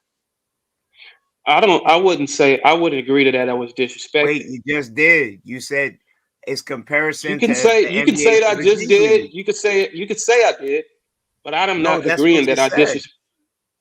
You asking me that I disrespect, or are you telling me that? Is the G League the NBA? I'm just saying. What I'm saying is when I took a video that Austin Holliman made and I made a reaction. You're not gonna answer that. You're gonna just skip over that. But this is the passport. This is the question about the linking it to the passport, bros. My whole point was you going over to a country where they would look at you as somebody, which with his words, and they would sweep the floor, so to speak, and then their pH balance was better. I think you missed like to what you should be considered. If I was to compare the Passport Bros to a sport, I would actually compare it to the WNBA versus overseas. How rookie women come into the WNBA and realize I can go overseas and make more money overseas than I can here. I can get more value if I go play for Russia than I can over here in this league. I'm gonna go over there, and that's what I would liken the Passport Bros to. And I wouldn't say that they're going over there to get worse women, or they're going over there to get a lower quality woman because they can't get good women here. I never said that they're going over there to get a lower quality woman. You made the example. Over here is as the NBA, over there is like the G League. Did you not? But I didn't say over there was a worse place to play at. I'm just saying you're doing the same thing. No, you called it the G League, bro. But I'm giving y'all the context. That's the worst. That's the worst place. If you had an opportunity to play in the NBA or the G League, Marcus, you had a choice between the NBA or the G League. You telling me that those two are on equal playing fields? I didn't say there was equal playing fields.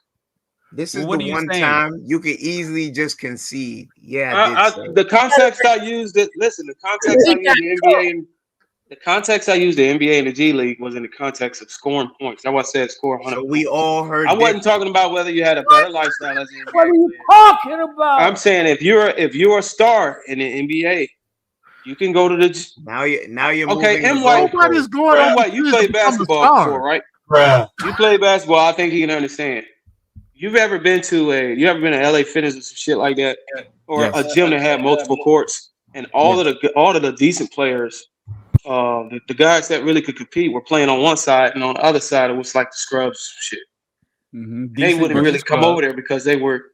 You get what I'm saying? All I'm saying is instead of playing right there and competing, go to the scrubs. You would rather go over there to the scrubs and play with us. So basically, you calling the women overseas scrubs.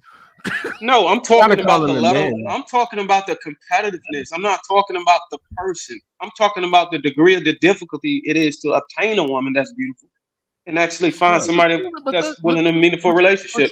And I'm equating it to the degree of difficulty. But I'm not. But you're assuming that these men are looking at the other men and saying, "I can't compete with these men," rather than them looking at the women and saying, "I don't want these women." Bruh. No, okay, so that's what they're saying. I don't want these women. Okay, so if I'm a go the comparison I'm making is that the economy. It's the economy. The argument was based on the cost of living. Austin Holloman made a point about. Hey, look, I can go to Dallas and it'll cost me 2 months, and I can go to DR and it only cost me 2 days for the activities I had. But he made that comparison. Passport Bros. That's just a motherfucker trying to find a better, find a cheaper living situation. You can call it whatever you want, but that's what I'm just giving you the context. I'm not arguing on whatever it was. You're conflating. You can call it whatever you want, but that's what I'm just giving you the context. I'm not arguing on whatever it was. You're conflating. You can call it whatever you want, but that's what I'm just giving you the context. I'm not arguing on whatever it was. You're conflating. You can call it whatever you want, but that's what I'm It's either Kenny or Marcus or Swingy or JR. Y'all got YouTube on. Yeah, I don't know who that. I ain't got. Hey, Darwin, this is the one time where you can just say, "I'ma own this one." I did say it. I concede. Yeah, but see, here's the thing, though. You trying to put we're in a real time conversation, and I'm listen. We're in a real time conversation, and when we're in a real-time conversation, and when I respond to a specific point, then y'all change it to a different point and try to tell. What I'm trying to do is walk you through the context I'm trying to give you. Okay, Darwin, we didn't change anything. You started moving the goalposts in many different ways. We attacked your argument and pointed out exactly what you said, and you would not own it. You didn't point out exactly what I said. You said I was being disrespectful and I didn't own the fact that I felt like I was being disrespected. Okay, Sweeney, help me out. I said I feel you're being disrespectful because you're comparing overseas women to being the G League. That means they're paraphrasing a lesser form of women. Yep. Now, granted though, what Bruiser was trying to say is no, don't do that. No, because he did say it. I'm about to explain.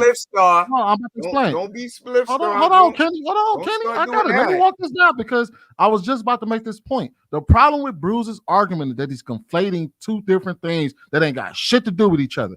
He just used somebody's argument about how they went overseas because it's cheaper to live there, and you're conflating that with the passport bros. Those are not one and the same. It wasn't about. Listen, it wasn't about living there. It's the whole. Listen, the bottom line is about bagging a woman. The bottom line was about bagging a woman. So, and the thing was, it's easier to get a woman over here than it is over here. And I'm telling you, I actually did the research and I pointed out why it's more That's easy. not the argument. The reason y'all got to know how Darwin thinks for this to make sense. The kind of woman that you get is the complaints that people have. Right. I don't know how. Listen, we can agree to this. We can agree to disagree, but I will stand on the fact that I've been overseas before, and I've been with women. Now I don't know. It's not a disrespect that they're more submissive and they'll sweep the floors.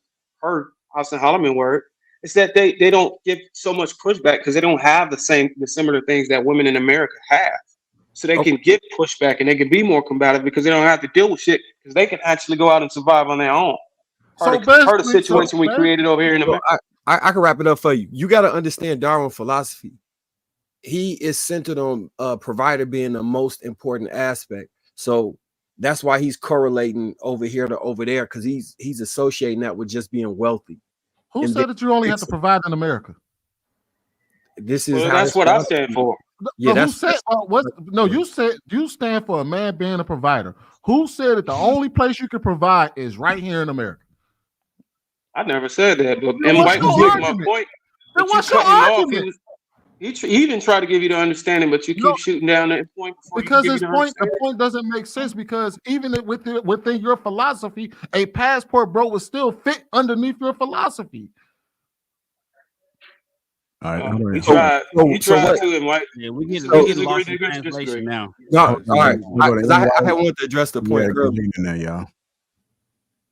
All right, can I get this off? Yeah, go ahead. Right. So I actually agree with him, but it's because not what Darwin just said. I understood his point, but he just values money at a level that it puts it as the premium thing that solves almost all relationship issues. So if you only have 50,000 here, that's not enough to solve your issues. But if you go over there, it solves all your issues because of how he views finances in a relationship. But the point I wanted to address was when Goldie was talking about being like, so he was saying when he get a woman that previously had terrible behavior, but gets with him, she then acts according. It's structured in the way similar to how Darwin stands on his point and how he believes that finances is the head of all things. So me and Goldie share the similar philosophy that the way a man structures a relationship is the focal point of that relationship. And if you focus it correctly, where you set parameters in place, whether you're rich or poor, does not change the way she treats you because she is interacting with you based off of who you are as a man, and she respects that. So if a woman makes it past any stage, she'll be in line because the previous stage ensured the next stage was possible. And if you you can't skip any stage. Because if you skip one, say you attract her with money and don't make sure she respects you as a man and move into the next phase where you give her a relationship, it's doomed to fail because the previous phase was incorrectly accomplished. But if you accomplish all phases correctly, then they'll fall completely in line because the process works. Well, and the process ensures that they actually want you. 2, they understand what you want and what you'll accept. 3, they operate under the paradigm of what you want and what you'll accept. and 4 is a long-lasting relationship. So how do you explain that to the woman that's chronically single and is French toast, and she supposedly can be this woman for any man possible? How do you explain that to her? She can't be for any man possible. She can be for the man that she wants and then follows the steps towards. So why is she single? Either the man she wants doesn't want her, or she hasn't run into a man that she actually wants that she can follow the steps for. That's the Or she hasn't ran into a man that's not compatible. Because it's all about you would have to literally talk to that hold on, individual to figure that out. You can't just diagnose this woman with the reason why unless you actually sit down and have a conversation with her. All right. Well, we talked to Ebony K. So what y'all basically saying is y'all can get Ebony K under control. I got you, Marcus. Yes, you and Goldie can get Ebony K under control. Cool. If she wanted us, if she wanted us, absolutely. Oh my God, that makes. Hold on, y'all. Let me get Gina in there. Go ahead, Gina. Welcome to the show. It's all about compatibility. You just can't be like, oh, I want this person. There's stages of the relationship. You might meet someone and then you realize that you guys are not compatible. So it takes more than just getting into a relationship with someone and being married and all of that. Like people say, like I get scared when someone be like, oh, I'm looking for marriage. Well, that's kind of scary for me because before marriage, you need a friendship.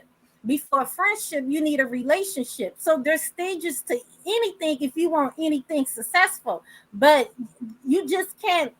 It's like there's stages. You can meet someone and you guys may not be compatible. There's layers. And then as an older a person gets, they probably got more issues. They more set in their ways. So it's harder for older people to find compatibility. And you have to take in the environment into circumstances, because right now I live in a small town, so which means that it's less options, so which means that I'm not gonna find people that I'm more compatible with as opposed to moving to a city and I have larger options to meet people. So it's all about compatibility and what that person is. Gina, how old are you? There's men single too, and I'm like, why this man single? He probably met a few women to where he didn't even like after he got to know them. Gina, how old are you?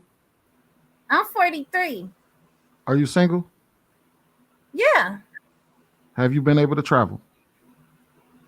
Well, not really, because I've been in school and working. Over your entire lifetime, you mean to tell me you've not been able to travel because you've been in school and working? Oh, I've been traveling, but I don't want to be on trial right now, so. Well, no, because the reason why you're even up here was because you agreed with somebody's point and you was like, no, that's right, because I'm submissive no matter what, and I'm going to do it for the right man. Then why hasn't it worked for you? No, I was saying, no, to that point, I was saying that when he said a woman fall in line, which means I was agreeing I'll disagree to where a woman, you don't have to have money in order for a woman to fall in line. So a female could be submissive. I'm submissive. Well, that's what I consider myself to be. And plus, I like tradition. I like to do traditional things like cooking and nurturing and all of that. But I'm not about to do that for someone who doesn't have the characteristics as a man. A man just can't be a man in order for a woman to fall in line and for me to lead or for anyone. So you mean to tell me? So you've never ran? So all right. So you do say that you're submissive, right? What evidence do you have of that? Okay, so I'm not here to be on trial. So what's the next discussion? Hold on, Gina. Let me ask you a question, darling. How you gonna walk into a lion's den with 2 T-bone steaks on both of your legs and don't want the questions? We'll be gentle. I'm not. Yeah, we ain't gonna hammer you all the way down. Hurt you, baby girl. It's just having adult conversation. Is that okay? Apparently not. She went mute and ran. Gina, come back. I probably could. Don't try to walk that in. We don't need your explanation. When somebody come and this is my problem. When somebody come in and make claims, when you start asking them questions 3 layers deep and the shit doesn't add up, it is what it is. No, it adds up. You're not coming up here throwing rocks and hiding your hands. You came up here with the vigor in your chest. You should be able to have the conversation. You're a big girl. Don't go black and then go mute. Would you just come up here to take up space? respectfully, or you wish to have the conversation. We have a lot of intellect and we're open. We're gonna be kind. It's not like we're gonna call you out your name. This ain't, So what is the this question ain't y'all asking her? huh? Basically, I don't no. know. This is the Alright, first so one we've had we're in a nobody, year, I think. I'm just we're wondering nobody, what did she come up we're for? nobody If in the she chat, not. right? So when dude was making this point in the video, right? She started talking about, oh yeah, I agree because I'm submissive no matter Oh, what. that's the Gina that was Yeah, in the chat talking yeah. on. So when Oh, she that's your came up fan. here, She came up here to see Darwin. but when she came up here to expound on, when she came up here to expound on how, oh, it doesn't matter, you know what I mean? I'm gonna be submissive to the right kind of guy, and he's right, and all of this. Well, what evidence do you have of that? Because you said you're submissive. How Let's do you tell the answer the truth. question? How do you answer the question that you're still single to this day? You're I'll be the 43 heel. years old, and you Please. have. Go ahead. I'll be the heel. She ain't got choices. She got to settle for what she get. You She ain't even understand? did that. We know we gonna keep it a She buck. answered it though. No I disrespect saw the to her. answer. You in I a saw the small answer. town, you gonna settle for what you can get. Right kind of guy. What does that mean to y'all? She's okay. To Darwin, me, cut it out. to me, it means, and she want who she's willing to follow in line and get No, there's a made up motherfucker in her head that don't exist. Yo, Marcus. That's what it is. It's a That's the made type up of nigga woman in that her get head. the how can we say that? Because she doesn't have them. Because she don't have them. How can you say that unless you actually give her the? It's simple. How do you, She don't. how do you know? Because she How don't do you have know? them. We're up here to give opinions, right? Are you going by statistics or are you going by her Going off of her personal situation. She's single at 43 years. You've been on this planet for 43 years. You've been an adult for what? Almost 20. What is it? 43 minus 18 is how long? 25 some years. Wait, and You've she been an said she adult for don't 25 travel. years. She's And no, in a she small do travel. She do Small travel. town. No, Small she town. lives in a small town. But that's why I asked. I said, you mean to tell me you ain't never been able to travel? Oh, yeah, I've been able to travel. So you, for 43 years, you've been stuck in the same small town. Why y'all talking She about that said woman? the- She not here. She Let's said move the on. right Let's not kind of stop. guy. That's the Not only here. detail she And, gave me. and most of the time, it's Also, bullshit. That's yeah, what but I'm questioning. y'all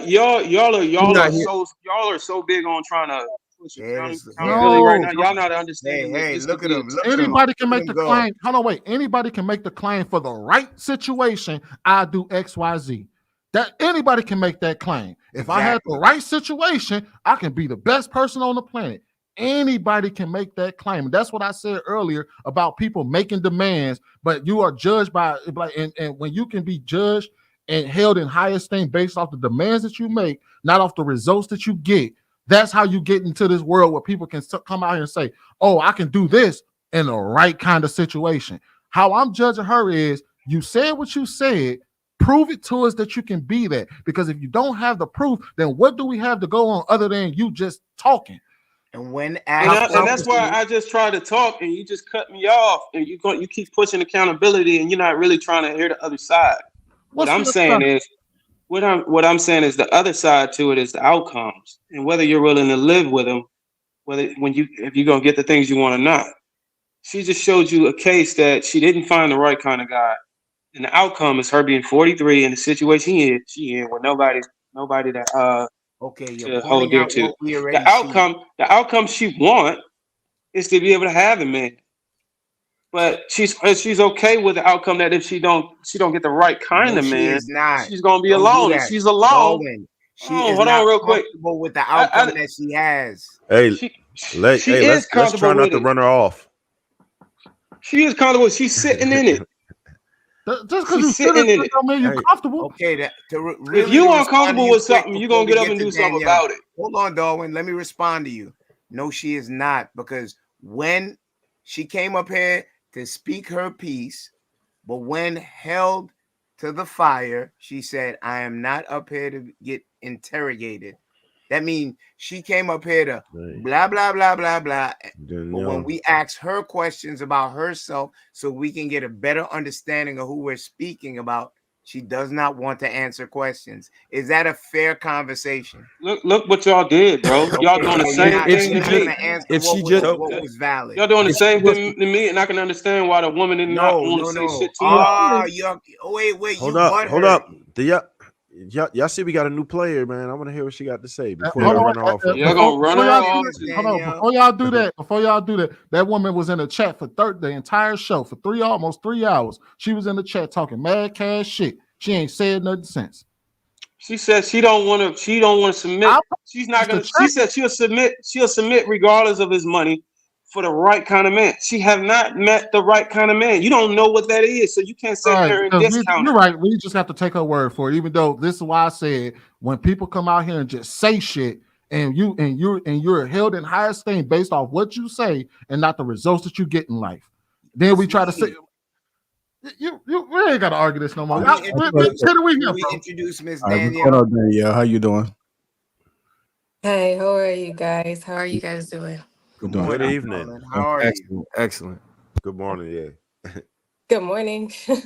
Oh, I guess it is morning time on the East Coast. It's 10:53 in Los Angeles. But All right. What do you got? What are your thoughts? Yeah.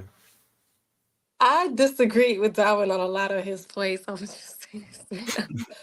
But some points were No valid, way. but I think he just couldn't communicate them in the right way. I think Marcus tried also to try to communicate them in the right way, like the whole looking for women overseas. I think he's right. I think women don't have the same opportunities overseas. And I've met women that moved over here to, they married men that came from other countries, but it was for more freedom. I model full time, so to be able to have the man provide for them full time and to go off and do their modeling thing, come home, they couldn't do that where they came from. And they couldn't provide for themselves and stuff like that. So naturally, you adapt or die. You submit. Like women aren't right naturally feminine, right? But it's more when you don't have any other choice. It's like, oh, okay, I really gotta be extra feminine, So I got where he was coming from on that point. But I think there was so much y'all talked about. Um, but the part where what's another part? Um, the man in the video, he was saying that women are usually are feminine around a man that encourages them to do so. Like if a man is aggressive or not a safe space, it's very easy for them to be um I don't want to say masculine, but maybe not as soft as they might have in a more safe You could say place. masculine. They're adapted. They're adapted. Yeah, they can be aggressive, Darwin, so allow her to speak. Thank you. I want to hear everything she has to say. yeah. But what I initially agree with you on that point, but I listened also to Shannon speak for a little while when he said he completely agreed. He was like, you're not naturally feminine. If you're not feminine without, a man being bad or whatever, it's not naturally in you. If it's conditional femininity. And I understand that point too. I think two things can be true at once. I think when we make absolutes and we say you gotta be this, you gotta be that, it's not an honest conversation. And I think that men and women, like I like Fresh and Fit. I think they're geared more toward men, but um, I don't know. Their logic makes a lot of sense to me a lot of times, and I think sometimes they can be a little harsh on women. But I live in Los Angeles, and I know how women can be manipulative and you know uh, be with a man just for his resources and want to get impregnated him for that check. Right. So it's like we experience the worst of the worst. So and they live in a city, Miami, which we could negotiate on whether that's worse than LA or not. But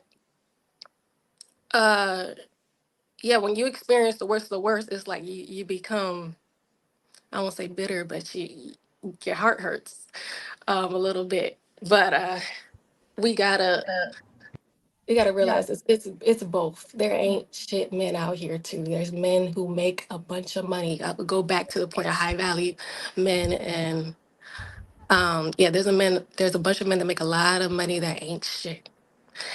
And I'm glad Shannon broke down those points, like high value, it consists of this, this, this, and this. Because yeah, it takes much more than just money. It takes the swag, like even some people mentioned with Biggie earlier. It takes that additionally, but the points he listed, I think, were like other people also acknowledging you were high value, and other people, and you, I forget the other ones, but they were valid points. So yeah, it So Danielle, I'm gonna pose the same question to you that I posed earlier. okay. How does a society make men softer while simultaneously making hardening women? It's the propaganda the government puts out, society, our media, um, making it seem like the boss bitch is the lifestyle, and you negotiating deals and doing all the stuff that men typically do, um, makes them hard, makes them like men, and soft men come from the term people putting out that term toxic masculinity. And say, oh, I guess me being a man is somehow offensive. You saying something that a man would say, or a man, or you're doing something a man would typically do. So many people calling it toxic makes some men be like, what the fuck? Like, oh shit, maybe I need to chill out, and that's where that comes from. Hey Daniela, real quick. You look kind of familiar. You know anybody on the panel or no?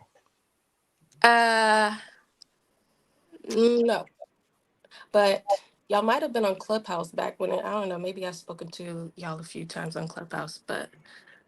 No, but I just joined Lapeef. I just joined your Facebook group. Facebook group. Y'all mentioned it earlier, so Oh, welcome, welcome. that'd be dope. Yeah, I try not to be toxic because a lot of people just be in their feelings in there. Gina, you back? I thought they ran you out of here. No, I was having issues, but they kind of did run me out, but I was having issues. You changed your shirt. But yeah, I'm back.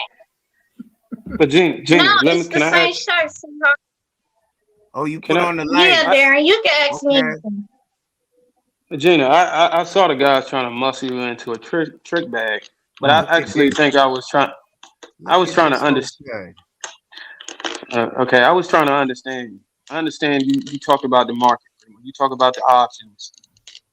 Parallel to going to a city where there was more popular, you would have more options. You also talk about um, the conditional femininity or being submissive, whatever. You talk about you'll submit, and it doesn't require him to have all this money hanging over your head to make you submit. You would submit, but it had to be the right kind of guy. Am I correct so far?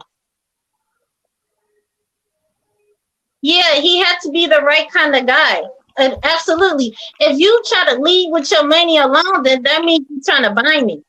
And I'm like, Okay. you could just buy someone with money. But if you have money, good morals, good characteristics, man, you got to contribute to society. You have to be basically smarter than me. Like you got to make better sound decisions than me. Like smart, like know how to articulate your words better than me. Like all around the world, you got to be better than me. So I could learn from you, and I could get your advice and follow you and look up to you. In addition to that, contribute to society, and and having good morals and characteristics, in addition to having money. And yeah, but money is just not the sole provider, because I believe in 50-50. I work, I just not in a position to take care of a man that isn't providing.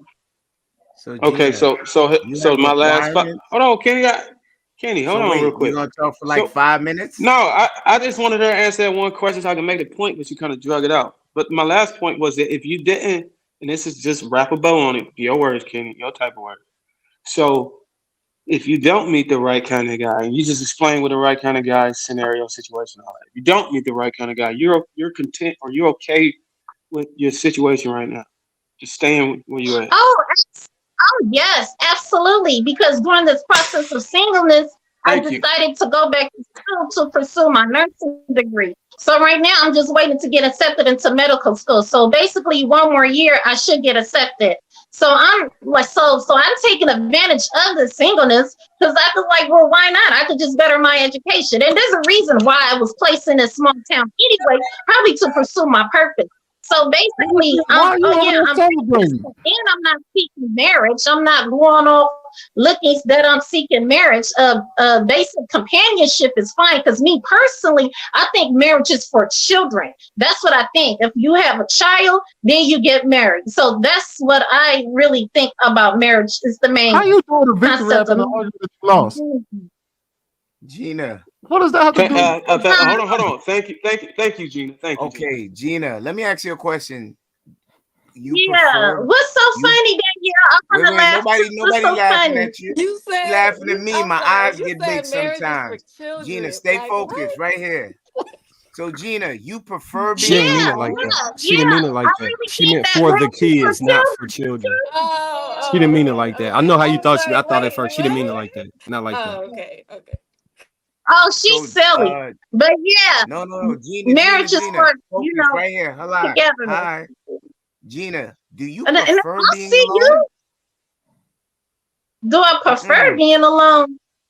Well, compared to the options that I'm presented with, yes, I prefer to be alone. Okay. Thank you, Can you go on mute? Okay, so here's the thing. You have a list of requirements that you want from a man, yes?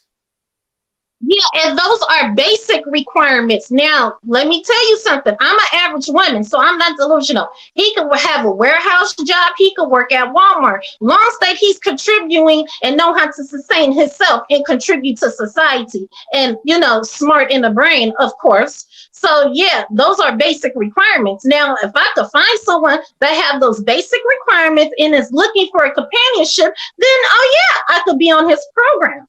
So you telling me what are that the chances that you find this individual that would cleave to you where you're at? Well, I live in a majority white town, so what does that have to do? I don't see. Said the requirement was that he had to be black. You want a black man?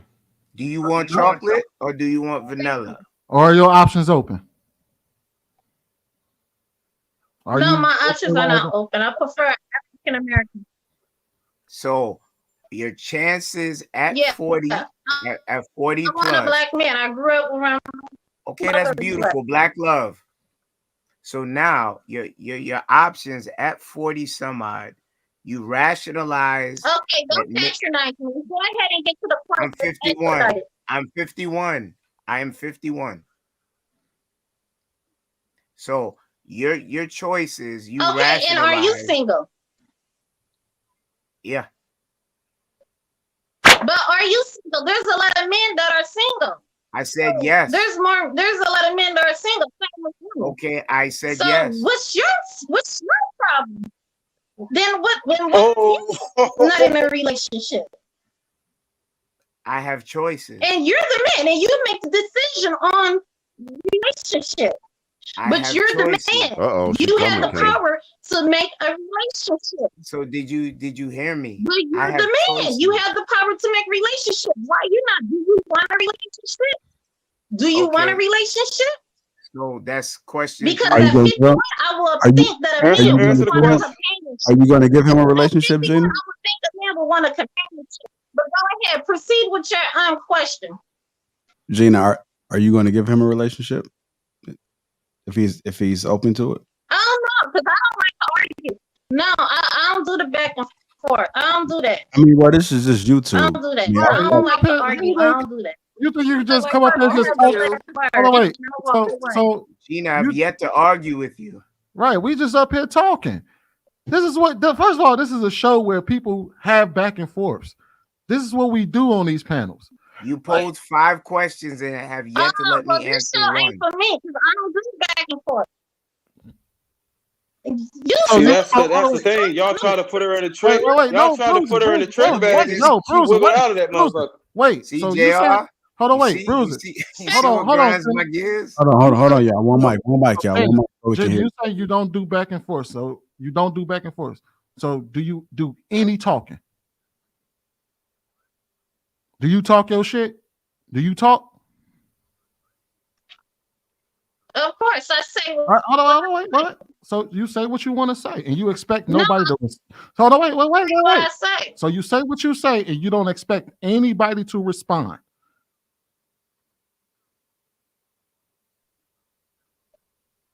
Don't answer for it, Marcus. Oh, you meant Bruiser. You say what you say. You gonna speak your mind. You gonna talk No, your I'm shit. looking here. I'm having an issue with my phone. Okay. She breaking up. She'll be back. I'll answer for her. So No, she Marcus. does. No, She, I don't need you to answer for her. She talks her shit. She don't expect anything in response. No, she expect a response, but you got to understand the way she's interpreting y'all energy is that y'all are being combative and angry towards a debate show. Y'all drive the publicity. No, we're questioning her. The problem is, the problem is hold on, y'all. One mic, man. Y'all gotta wait to hear each other finish. Let Marcus finish first, and then. Well, because Marcus trying to answer a question, I just told him, like, bro, we don't need you to explain. Well, like, do you agree with? No, I disagree because I disagree. So why do you disagree with him? Because that's the nature of the panel. You can't come up here and say, "Oh, y'all energy is off," when the energy is proper for the show that we're on. All right, it's not off energy. Okay, like I want to hear what Marcus got to say. Marcus, why do you think that? I mean, just go ahead and speak your mind. Like as far as I know. So how it's going and why it's going that way. I think that she was saying that if she meet the man who fit all the criteria she listed, then she'll gladly fall in line and will be the woman that he would expect her to be. And the way she was hearing it was she was being put on trial for being single when simply she just hadn't found a man she could do that for. And that's the problem that she was. That's her. That's a problem with what she said because she thought she was being put on trial for being single when in reality her thought process was just simply being challenged. She said some things that she said that she tried to stand on, and when you started asking questions and started pushing her logic, it fell apart, which is fair. Her logic falls apart because even the qualifications that she listed, over 65, at least 65 to 70% of men fit. She ain't saying shit that I ain't never heard that I don't meet most men and they fit that criteria. Facts. Yeah, but she only need one to fit it. And the problem is and that's a what problem? Okay, you know why Bruiser is going so hard? Because she was complimenting him all night. She actually has a low-key crush on you because I was watching the comments as well. Leave Bruiser alone. Bruiser right. Bruiser nah. But Bruiser, he put his cape on for her. Maybe it was that I was right what I was saying, and I appreciate you, Daniel, for coming on and agreeing with me and understanding what my both of y'all just wrong. Both of y'all just happen to be loud and wrong. No, actually, all I use is the scenario that I have when I have just the work that I do on the side when I talk to women. I just use that, and it's typically. So you don't use the logic. YouTube playing in the background. But Bruiser, you do understand. Hold on, wait. So Bruiser, you do understand that anybody can say everybody doesn't fit the criteria. Hey Gina, you got YouTube playing in the background? I think she muted it. Okay. I turned it up. No, but she didn't say that. Why you coming for Dory?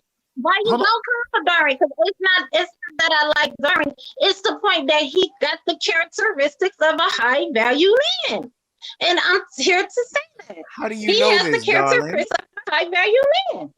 How do you know this, darling? And I agree with most of the things he said. I'm not saying I qualify for that type of man, but like I said, when I see a man, a high value man, I recognize one, and that's what he is. Okay, Gina, can I ask you something? Who's on the panel? Hold on. Can I ask you something real quick? Me. Gina, can I ask you something real quick? I am not attacking you. I just have some questions. Is that okay? Oh my gosh. if you was gonna ask me the question, you would have been asked it. All of this. Oh, No, someone no, else. because Someone else. Continue on. your internet, My your patience is internet. Go to someone else. I was respecting your janky internet, so you could hear me properly. So hold on one Right second. answer. Okay, Yeah. right answer. So, how do you know Okay. he is a high value man? Please educate me. Here y'all go, trying to trick Bagger again. Why? It's evident. Why she got He to break serves in the down?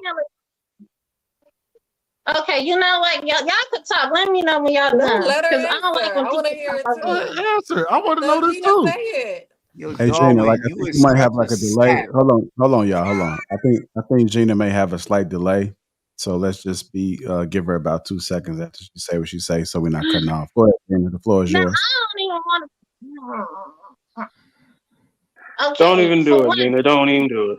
See, you see this bullshit, man. Hey, yo, Gina, do you think All right, go ahead, Darwin's Gina. handsome? Hold I'm on, just Kenny. asking, Hold just on, for Kenny. knowledge. I think she about to answer, Kenny. Go ahead.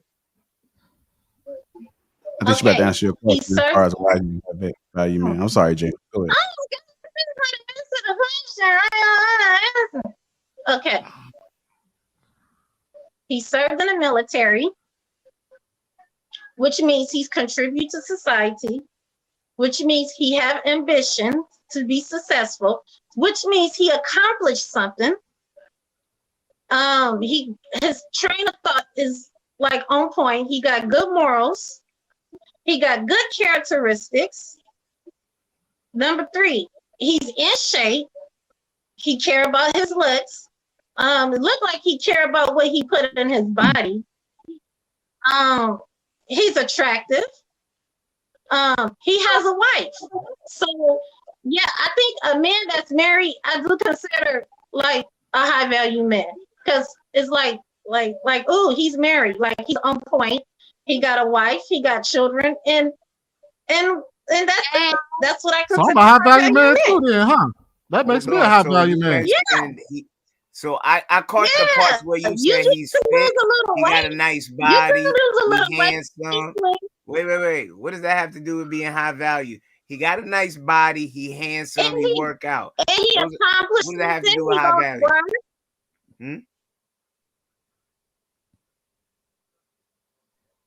Hold on, I gotta he was something. Remember, he served in the military, right? That means he accomplished something.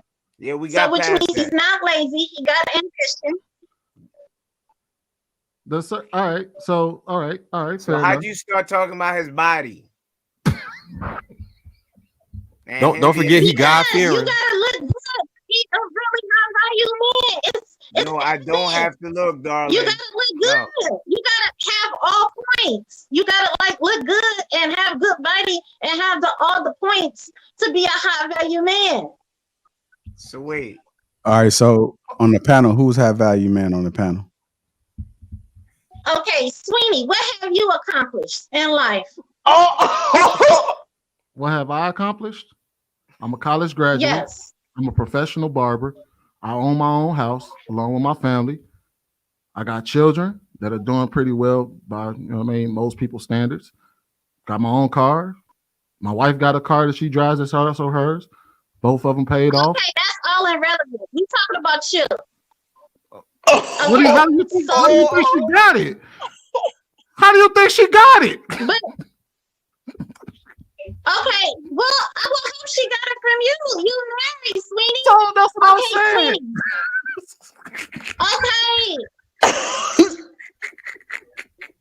Okay, so that makes you high value, Sweeney. I'm just a regular guy. I'm just a regular guy.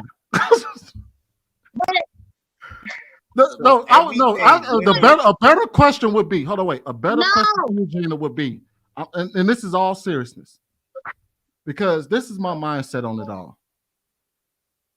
Are you saying that if any one of us was single on this panel, all of us would be a good, viable option for you?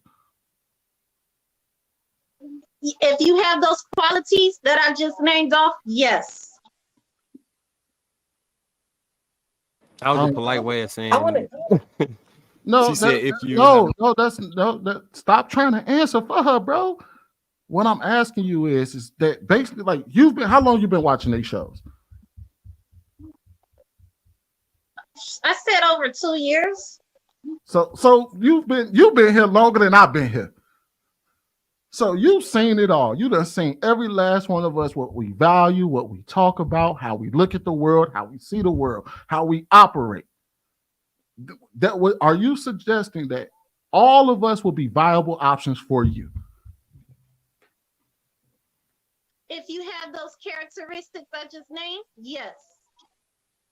What? Such as what? Such as what? The ones that you listed for Darwin? The ones that you said for Darwin, or the ones you said earlier for a good man that you? No, she just answered you. No. I get that because she named. Nina, you're talking around the answer. She gave it to you. No. She did give me an answer, but what I'm saying is she was describing Darwin. But when we why y'all trying to trick bag her, man? No, ain't nobody trick bagging her. Can I ask a question? For a second, let me ask. Hold on. Go ahead, Danielle. Let me make sure. Hold on, bro. Let me make sure we put a pin in this. Earlier, we asked you, what is a good man to you? And you described what you thought a good man was. You didn't describe Darwin. Darwin is maybe head and heels above what you described earlier as a good man that you said you could not find. You said a good man that makes a good decent living. He has good morals and values, and that's all you need. You're not shallow. That's what you said earlier. Also said she was in an all-white town. Fair, it doesn't, bro. It doesn't matter whether they're all white or all black. It's the same characteristics as Darwin. Just subtract the fitness part, because I'm not in fit. So all the characteristics as Darwin's, just take away the in shape, because I'm not in shape. Then, yeah. How much money do you think Darwin makes? That ain't none of my business, and I don't care. It doesn't. You just guesstimate. He ain't got to confirm nor deny it. We just asked you guesstimate. I know, but that ain't none of my business. So basically what you're looking at is you simply saying, hey, he has some pretty decent values and he sounds like he a good sound dude. Then based off of that, you heard all of us speak. You've been here for 2 years. That means you should be able to answer the question of, yes, most of y'all will be viable options, or no, none of y'all don't fit the criteria. I just answered the question. No, you said if. No, you said. Wait, I'm asking you a definitive. You said if. Wait. Answer the question for you. I'm going to explain to you how clear I want you to be. You've been here for 2 years. You've heard all of us talk. You know all of us. We've all described our lives and what kind of men we are. I'm asking you a definitive statement. Would all of us be a viable option for you, or would none of us be a viable option for you? Are you saying, man, based off of the shit I know about all of y'all are relatively good men and I can deal with any one of y'all? Or are you saying, based off all the observation of y'all, I'm good? Because you made that observation about Bruiser based off of shit that he said. Not things that you actually know about him, because in person, it's based off of what he said on the panel. So could you look at any one of us and make that same claim? Are we all viable options, or are we all not? Not if. And the reason why I said the characteristics like Darren, besides the in shape, because I don't know if Kenny has accomplished something. I don't know his ambition drive. I don't know what he has accomplished in society. Same with anyone. I don't know what trigger Mike. I don't know everyone's personal story in order for me to make an educated answer. That's what I'm trying to say. I need answers. So Gina, let me answer you right now. You've watched the show for 2 years. I've been recently on the show, but I don't watch it daily. I don't watch it daily every week. I don't tune in. Hold on, Gina. Allow me to respond. I've always seen you in the chat. I've always seen you since I've been on the platform responding. I know who you respond to more. Wink, wink. And you're up here now. So we're gonna have an honest conversation. I'm not picking on you. This is not no interrogation. Listen, if something piques your interest and catches your eye, and you in a small town and only got teddy bears on your bed, it's fine. We are in a no judgment zone here. But what we're gonna do as adults is keep it real. You pointed out things about Darwin that you found piqued your interest. When given something comparable by Sweeney, you gave him sass. That everything he just described there is an accomplished, high-value man. But because it didn't match the paradigm of how the person you saw that does catch your eye, because you said certain things and I listened with intention, it's not Darwin. So I don't care. Wait, Gina. I just Gina, said that. Gina, I want to say something to you. It's true that women fall in love with what they hear, right? And I think the reason you like Darwin and been in the comments praising him is because Darwin and Marcus from time to time, I would say, have a way of saying things about women, that, where women like to hear. And you also mentioned, he looks good, right? He's fit, right? And you mentioned the military and stuff like that, but even Sweetie's in the military too, right? You're fixated on what a guy looks like and what you hear. And that's the problem. That's probably why you have struggles in your relationship. You got to fall in love with what people do. There's some attractive men on the panel. So, but like the question, this bitch stupid. There's some attractive men on the panel. And I'm a bitch. No. It's her Wi-Fi, Danielle. It's her Wi-fi down there. She called me a bitch. Y'all heard it? No, it's her Wi-Fi. She's talking about her Wi-Fi. But I'm gonna go past attractive. I'm trying to help you. You gotta go by. You gotta go by. Someone said you need. You gotta go by what they accomplish. That's what I'm trying to say. You can't. Absolutely. You just can't go off. You gotta tell me done. So you mean to tell me? me? The first thing you said was that Darwin was fit. When they asked you what made him high value, you said fit.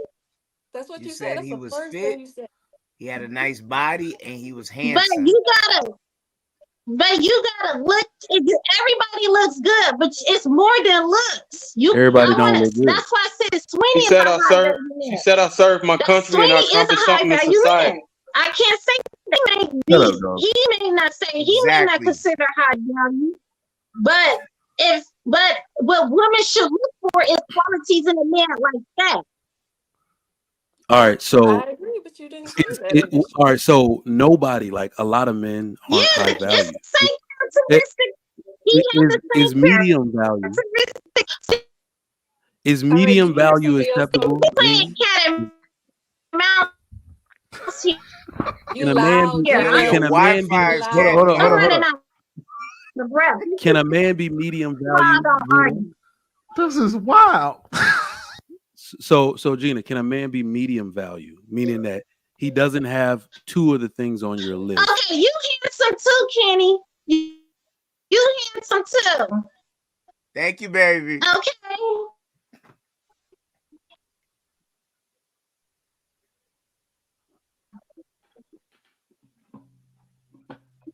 Hold on, Gina. But what you say about Kenny and Sweeney? Trigger Mike, what was you saying about medium value? I'm a medium value man. I'm trying to coin that term. I'm just a regular dude. Yeah. All this high value should give me it makes me dizzy. I'm a medium value man. Okay. So what if a man doesn't have all of the attributes that a woman wants? All right. That's a very hard thing to attain. Most men aren't born naturally handsome but they can get bread, right? They can work themselves up in a job. They could develop a skill. You know what I mean? I see ugly NBA niggas with dimes, right? So, I mean, what about medium value? She gonna swipe. Is that acceptable? She's swiping. Danielle, you on mute? You on mute, Danielle? Can you hear me? Yeah, we can hear you now. It looks don't matter to women as much as y'all think it does. I mean, we know it don't. We know it don't. Yeah, so this argument is just It's crazy. because like this is what I Only mean women by like Gina really like value that stuff apparently. But no, obviously we want men to be fit, you know, and you know, and make a certain amount of money and all this other stuff. But really what it comes down to, can that man take care of me? And can he take care of my kids? Is he gonna protect me when I'm in danger? Is he going to what's the other, protect, provide, procreate? Hey Yeah, Danielle, can protect, I provide, interject real procreate, quick? all that stuff. Yeah, go Why ahead. did you say your kids? Your kids? I'm starting to notice people do that a lot. Oh, did Oh, I? come on, man. That's Did irrelevant. I She was say making your good kids? points. Because No, I'm I'm saying. usually my past two relationships, they both had kids other Okay. than separate from me. So maybe I just say that. I didn't even catch myself say that. But All right. they've had kids before me. So that's probably why I said. So you don't have kids. So you said, hold on, but she said something important. She said that the attraction thing don't really matter. So let me ask you this: if Trev and let's say Michael Blackson had the same socioeconomic status, and they could do all those things you said, who are you gonna choose between those two? Trev Wait, Smooth, Michael Michael Blackson Black, and who?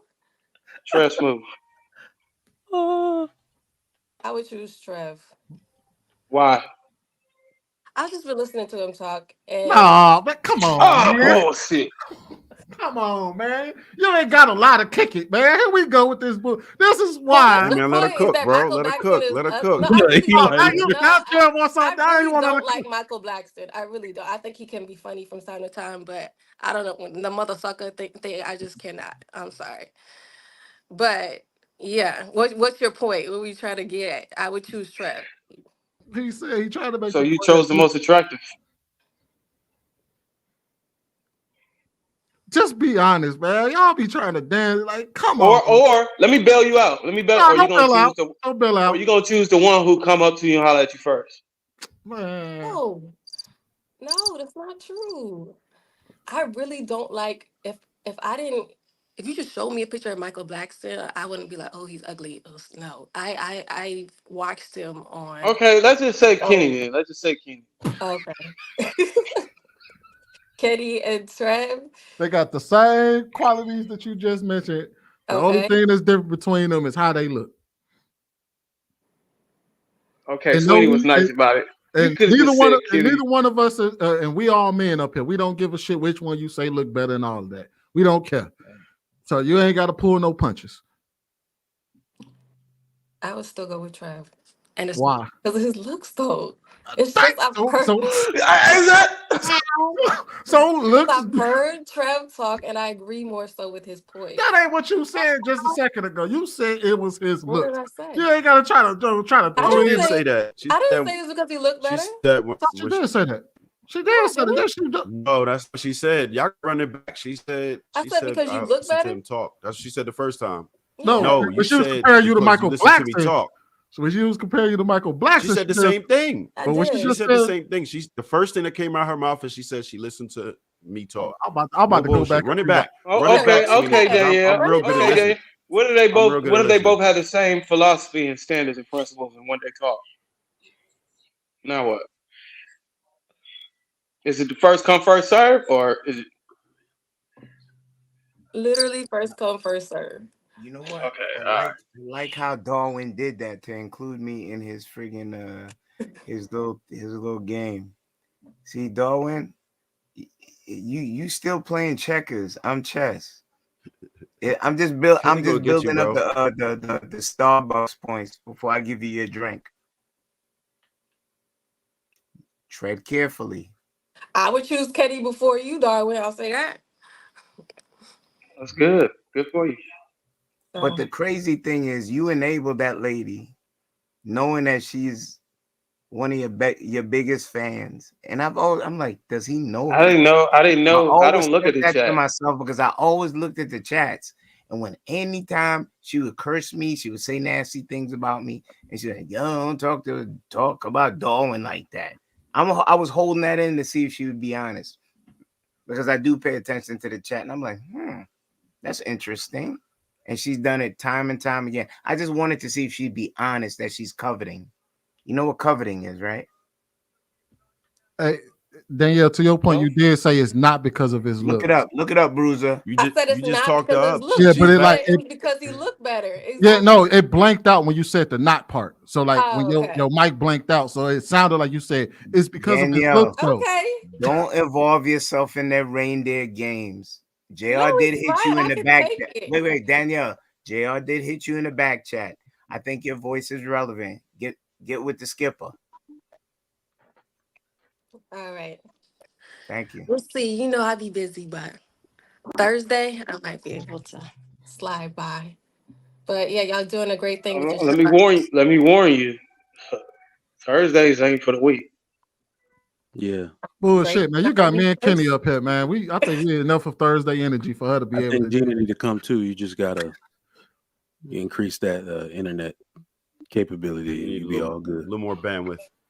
Man, Gina, Y'all heard her. She said she in a small town. You know she ain't got no good internet. Let's check this out. Gina, you gonna stop with all that sassiness, knowing you's a set out piece for the folks. I'm sassy. Cut it out.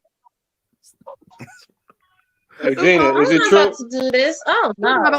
You got all your Gina, we wanted you back. It's okay, Gina. It's Gina, okay, Gina. we was concerned. Your Wi-Fi Gina, cut out. I forgive you for calling me a bitch. I forgive you. You ain't forgive her. It's That's okay. why you brought it back up.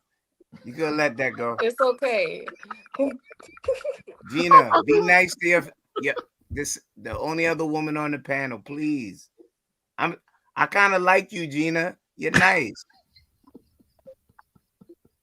Hey, y'all both single. Y'all We might be have a lying to connection women. here. That's y'all are part of the Trev, cut it problem. Y'all lie to women.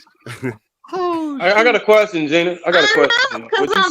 Hey, y'all look good together, yo. For real. Gina, would you submit to Kenny?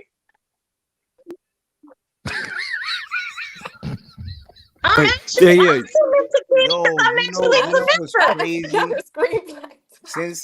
Hey, Darwin, since you tell your wife everything, are you gonna tell her about this? But what has Kenny done?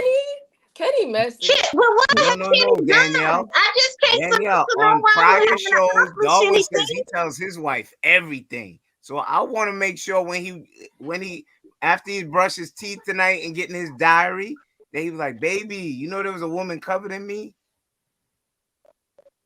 I want to see if you keep it a buck. I'm gonna hold you to Hold it. Tell me on. I didn't hear what you said, Gina. Did you say you would submit to Kenny? There ain't nobody here for y'all nut swinging competition, bro. Wait. What y'all doing? Sweeney, don't do that. The man interjected me into something. No, But I don't know what he accomplished in life. So you saying that like what have you accomplished? let's say he worked the same job Kenny, you worked. got to prove yourself, bro. I ain't got to prove shit. Yeah. He had to put something in society. Gina, you gotta shake them chipmunks off. Gina, stop playing with you, bro.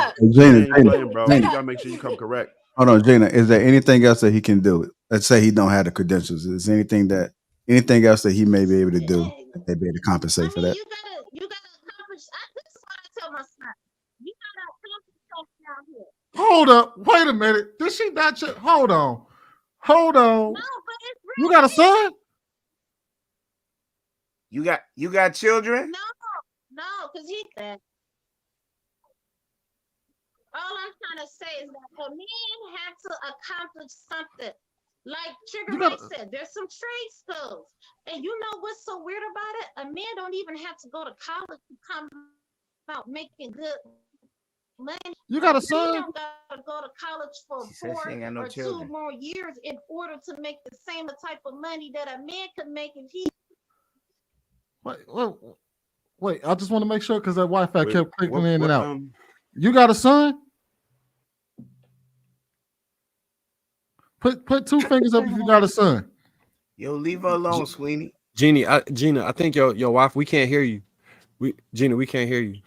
Danielle, you said something about lying to women. Can you repeat what you said? I think I missed it. Oh, You I said said what something about about what? lying to women? Oh, Kenny was lying to Gina talking about what did he say? Dang, I forgot. He said he liked her and then said why. And I was just like, no, she not. Why you lying? I Why forgot you what he doing said. that? Danielle, you messy. Boy, listen. I'm not. Hey, JR, get her on the Thursday show so I can donate. Gina's loud and wrong. And y'all gotta acknowledge Said to move her Wi-Fi provider. All right, Danielle, you just coming to Thursday show, Danielle. You gonna leave her alone before she be like, Danielle, you know how to use the back chat? It's BZ, you ain't shit. every time I open it, it kicks me out. That's why I was in and out. So I don't know. I'm doing something wrong. on the right hand side. It say private chat. Just click on that. On the right hand side, all I see is more and leave. Like, Maybe are you on because your I phone? didn't download the app. I'm on my Okay. phone. Yeah. Okay. Yeah. If you look at the bottom, damn, I don't know how to look on the bottom. Let me look and see. Yeah, it says mic, cam, chat, more My and leave. Wi-Fi messed up, so I didn't catch anything. hit the chat. All right, so You got IG, Danielle? Do I have what? IG? Mm-hmm. He All trying right, to check your IG. Check your IG. Yeah, okay. Gina, you got a son? Yeah. You got a son? Oh, hell. Yeah, he's 20. Wait, Sweeney, chill. You got a son?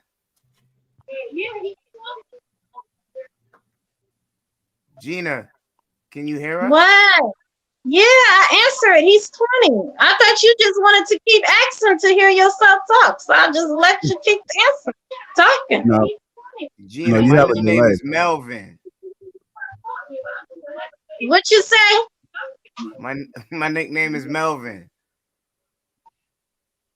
Don't play with me. What's up? What you want to know? Yeah, my son 20.